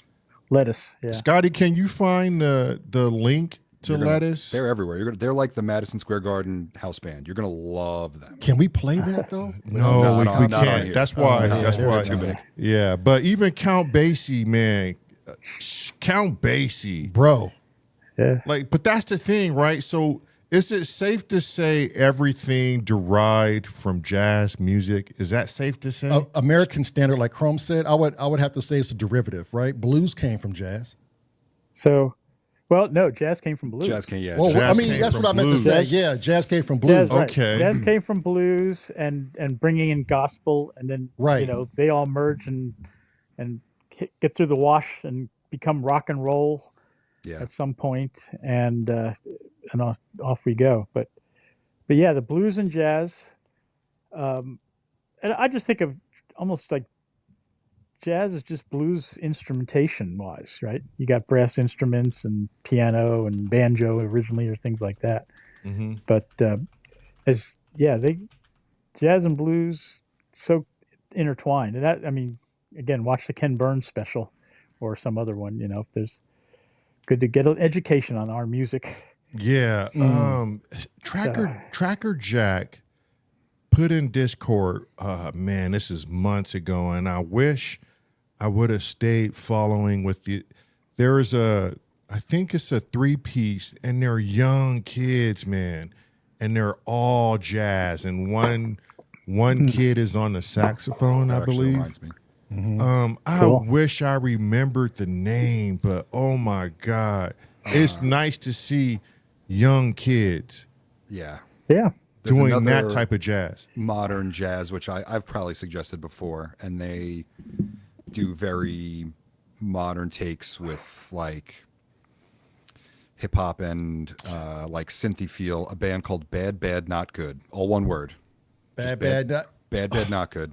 Okay. And I'll- I super recommend that group, I'll especially go- if you like synths and Yeah. hip-hop. I'm Listen gonna go to them. Bad Bad Not Good, and you go to Yusuf Dave's. Yeah, sure. Oh, I've listened to some music. Oh, stuff. okay. Oh, okay. I just don't understand how people just not like reference this band. Fucking Rocco Palladino is a gnarly bass player, bruh.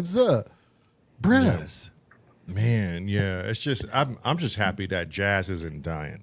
Somebody No. Yeah. somebody No way. was like, "Yo, jazz It's is dying." Like, when's the last time everybody don't has to go back in the past and hear it? It's Yeah, like, nah. hip Good hop luck maybe is trying to dying. find it live is the problem. Yeah. Yes, You're not gonna- yes. it's hard to find live, but it's still there's a handful of places still. But There's a not like place it here was. in Fort Wayne But- called the Soda Club, and they have jazz people that come down there and they play.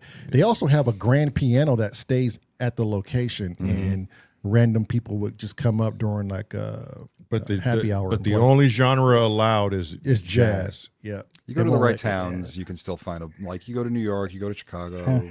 you Yeah, can still like- find some great jazz places. I think there's still Blues Alley in DC, but Yeah. when I moved here in the 80s, there was like 4 or 5 different jazz clubs between Baltimore and DC, and now I think one still survives, and it's because it's a name Right. pretty much. But yeah, sad. But the same with classical, honestly. It's classical has died for the most part, but it's still hanging on in certain pockets, and Europe and Asia, I think. Mhm. And when I got back in the trumpet and got on there's a online site, Trumpet Herald, where everybody's in. You start meeting young kids, and I'm like, hey, what are you guys doing with trumpet and all? And they were all fired up about it, and jazz, classical, but they weren't going to do it in the United States, that's for sure. Yeah. So, Well, people are throwing out some good names. Simon says JoJo Mayer and Nerve. Yeah. Jojo Mayer's cool. I don't know who I that don't know. I've is. never heard of JoJo Mayer. I need to see. I need to write this shit down, and I'm Yeah. gonna get in it. If y'all can bust some links out, Yeah, put for some us. links in Discord, Simon. Tony, could you put Yeah. some? I'll send you some stuff for sure. Drop some tracks. Let's get educated up in this. it. Yeah. Bish. Bish. Yeah. I and don't. it's I all don't. available these days. That's the nice thing is you can just click away and hear all this stuff. I'm like, wow. It's a gift. Right. Right. So Right. you don't have to go to the store and hope you can find a record or cassette or something, right? I mean, the convenience of that, like, because sometimes maybe I'm just like, I don't feel like leaving. I just want to hear music. I mean, Right. this is where we can't it. take away technology, right? Because it's like music instantaneously at the touch of our finger. That's an amazing thing, but I would never take it away from someone who has to like physically drive because of this nostalgia reasons or tangible reasons to go get an LP. It's funny. The people who the instant access to music helps the most are the people who think I shouldn't be using this way. It's the Right. musicians and the music appreciators that are like, I can find anything I want at any time, and that's killer for me. But they're also the same people that are like, I'd rather buy that record. I'd rather go. I wish everyone else listening to music would consume it like I do, and not that way. Right. Yeah. I just Weird. don't want anybody taking my fucking music away from me because I didn't make a payment. Or I didn't subscribe to this, or I didn't Yeah. offer my fucking blood lifeline to it. You know, And you know what's funny is they can take it away without you having that problem also. which is Right. the other whole thing. yeah. After you, That's my big issue with That's it. the Right. thing, Tony. Like, fuck, man. And and you put so much into it, they should at least let you download it, right? So you can have it on the backup. But this brings up a good point of why now when you go shopping for a tape, cassette, or CD or vinyl, you really realize that you are much more pickier of what you purchase. Oh yeah. Right? Like, okay, now I'm spending some pretty good coin here. I'm about to start getting really nitpicky of what I really want to listen to. A London jazz scene, as Azio head's talking about. That's interesting. I didn't. Yeah. I don't think of London as a jazz town. I think me of, either. I think of But- Tokyo. I think of Paris. Oh, yeah. Right. I even think of- even like Thailand or Right. Cambodia, some damn Right. fucking where. Like Sure. they love karaoke and mimicking US. But yeah, the the jazz that comes out of Japan's cool. There's a lot of good music coming out of Japan. Yeah, Mm-hmm. yeah. Oh yeah. I love their math rock scene. It's probably my favorite Japanese music scene. That stuff's just, unless you're into math rock, it's kind of weird. But I'm not familiar with that. Is Me that, either. Me either. algebra or calculus? no, I'll post some math rock in the Discord. Both. Math rock. Yeah, it's not what you There think. you Well, hope I mean, I do have a pet peeve with that though, Meryl. Like, I don't ever want someone to listen to my music on their cell phone and say, "Oh, it sounds good." Oh, yeah, because sometimes you're not getting the good You quality. know, and sometimes, yeah, I wish I was in control of how people heard the music. Like, I don't even like it when we play it back sometimes when we listen on YouTube. It sounds dope when it's coming out of the fucking Atom speakers, right? Everything does coming out of those speakers. It sounds nice when you mix it down a certain way, but fuck, man, your music can be, depending on your package. yeah, it could be tainted. You could be fucking yourself over easily, and that person new to you will not come back to listen to you. Oh, wow, yeah, because it'd be all sort of disarray. Yeah, that's a good point too. Like, that's why we want Tone to come out here and dial our live sound in, so we have the best possible best foot forward. Well, Steve says better heard on the phone than not at all. Oh, That's true. yeah. He's right. That's Yeah. true. I can't even argue that, but I would prefer them not to. Yeah. You know, if a person can help it, go sit in your car. Well, most people that love music know that the best place 9 times out of 10 is probably going to be in their Beats or whatever their head device is. But the car being number one is Right. Yeah. Yeah, my car, my living room, my studio space. I mean, but that's because I have those things. But yeah, my car, my living room, my headphones. That's where I want to listen. Yeah. Or mini disc. Mini Like, disc is there's- great. There's nothing wrong. Like, that's what we're talking about. Tangible. I have But they a have mini disc. compression. Mini discs have compression. Oh, really? So it Yeah. crunches everything down. Yeah, it's data Yeah, they compression. have- It's they not use- bad though. They use something called ATRAC compression. That I mean, it's depending on how they do it. It's better than MP3s, but it's still a compression. Right. So yeah, it's not the original track, Yeah. like a CD or something. Yeah. Yeah, but I mean, shit, anything technically that you can possess, that's going to be the new thing. It's already gearing itself up to it. Can't we see the patterns? Can't we see it all coming back and it's just going to catch like wildfire, Time is a flat circle. but not Absolutely. a flat earth. Not a flat earth. Even the flat Earth has an A side and a B side, right? Yes. How about that? Damn. There you go, Chromata, boy. Right. Yeah. I remember I had this that one. earth. I had this. It was a while ago, but I had this notion of, you know how sometimes, well, maybe the majority of people, we always see time as linear. Like we either project the future or the past or the moment, and there's this fictitious line of time, right? So I just sat and I thought about, okay, so if time were on a spherical, like, I don't know, degrees, like whatever, however many degrees of time we can possibly conceive. If it's not linear, this is way off subject, but it just got me thinking about time. If it's not linear, then would you guys say that times are just different revenues of or avenues of outcomes that have been probable just based off a decision? And so time is everywhere at every given turn of our lives? So propagation, you're saying, like Right. when you drop a water in a flat surface, a drop of water in a flat surface of water, Does it and spread? it ripples out. Yes. Propagation's the same. That's propagation. If you do that in the 3D space, like sound does, Thank you, Tony. Yes. everywhere all at once. Yeah, That's Yes. yeah. I'm with that. I'm with that on time. I like that. Because I just can't see time being this linear abstract thing. Like it has to, because it affects so much outside of its limitations, outside of this linear hallway. When you think about time, it affects everything, right? Because it, like Tony said, it ripples. Right. I was watching that that pedal show video earlier today where they were talking with a couple of guys about old Fender guitar amps from the 50s and the 60s. Specifically, like their very original stuff.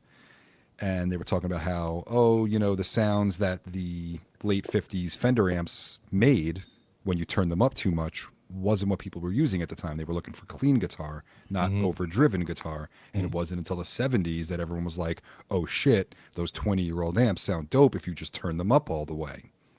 Oh, wow. Yeah. So that's where the rock and roll sound comes from.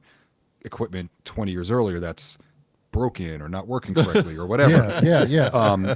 But so as the one guy was talking about this, he made the joke and he's like, yeah. And then at that point in 1985, this guy went back in time to 1955, and that's what changed everything. He's making fun of Back to the Future. Yeah. And I was like, wow, that's a really, really funny point to make, because he's kind of right.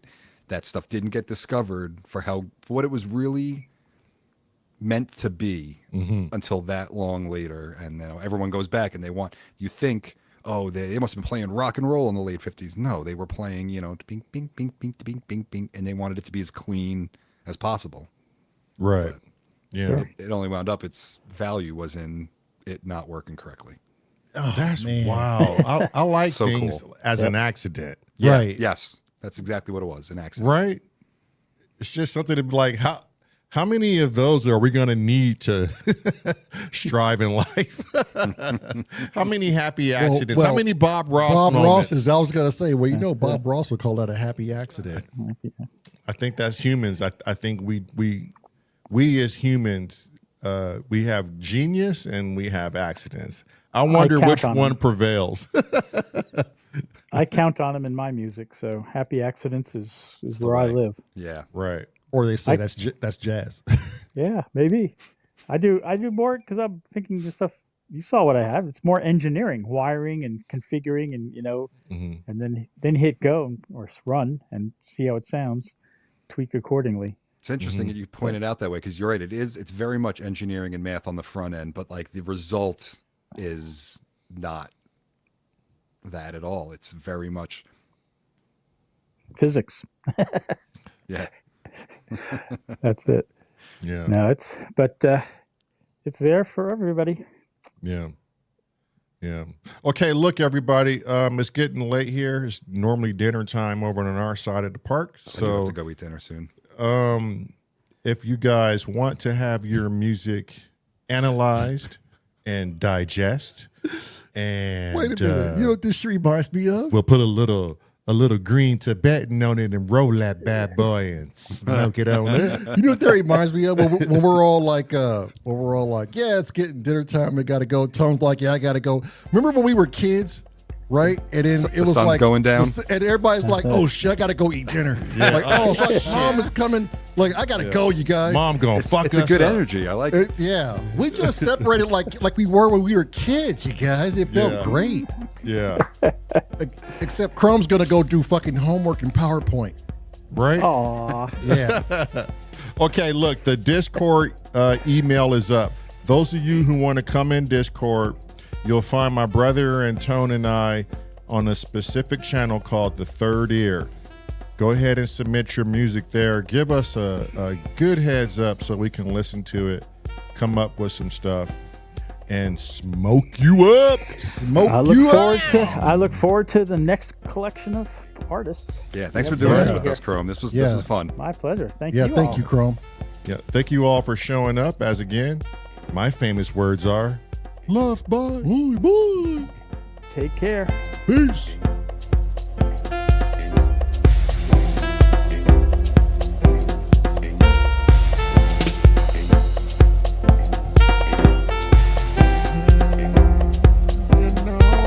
Looks like that shirt might be on sale too. She just There we snuck go. that in there. You gotta get that one. If you guys like that, go to Discord.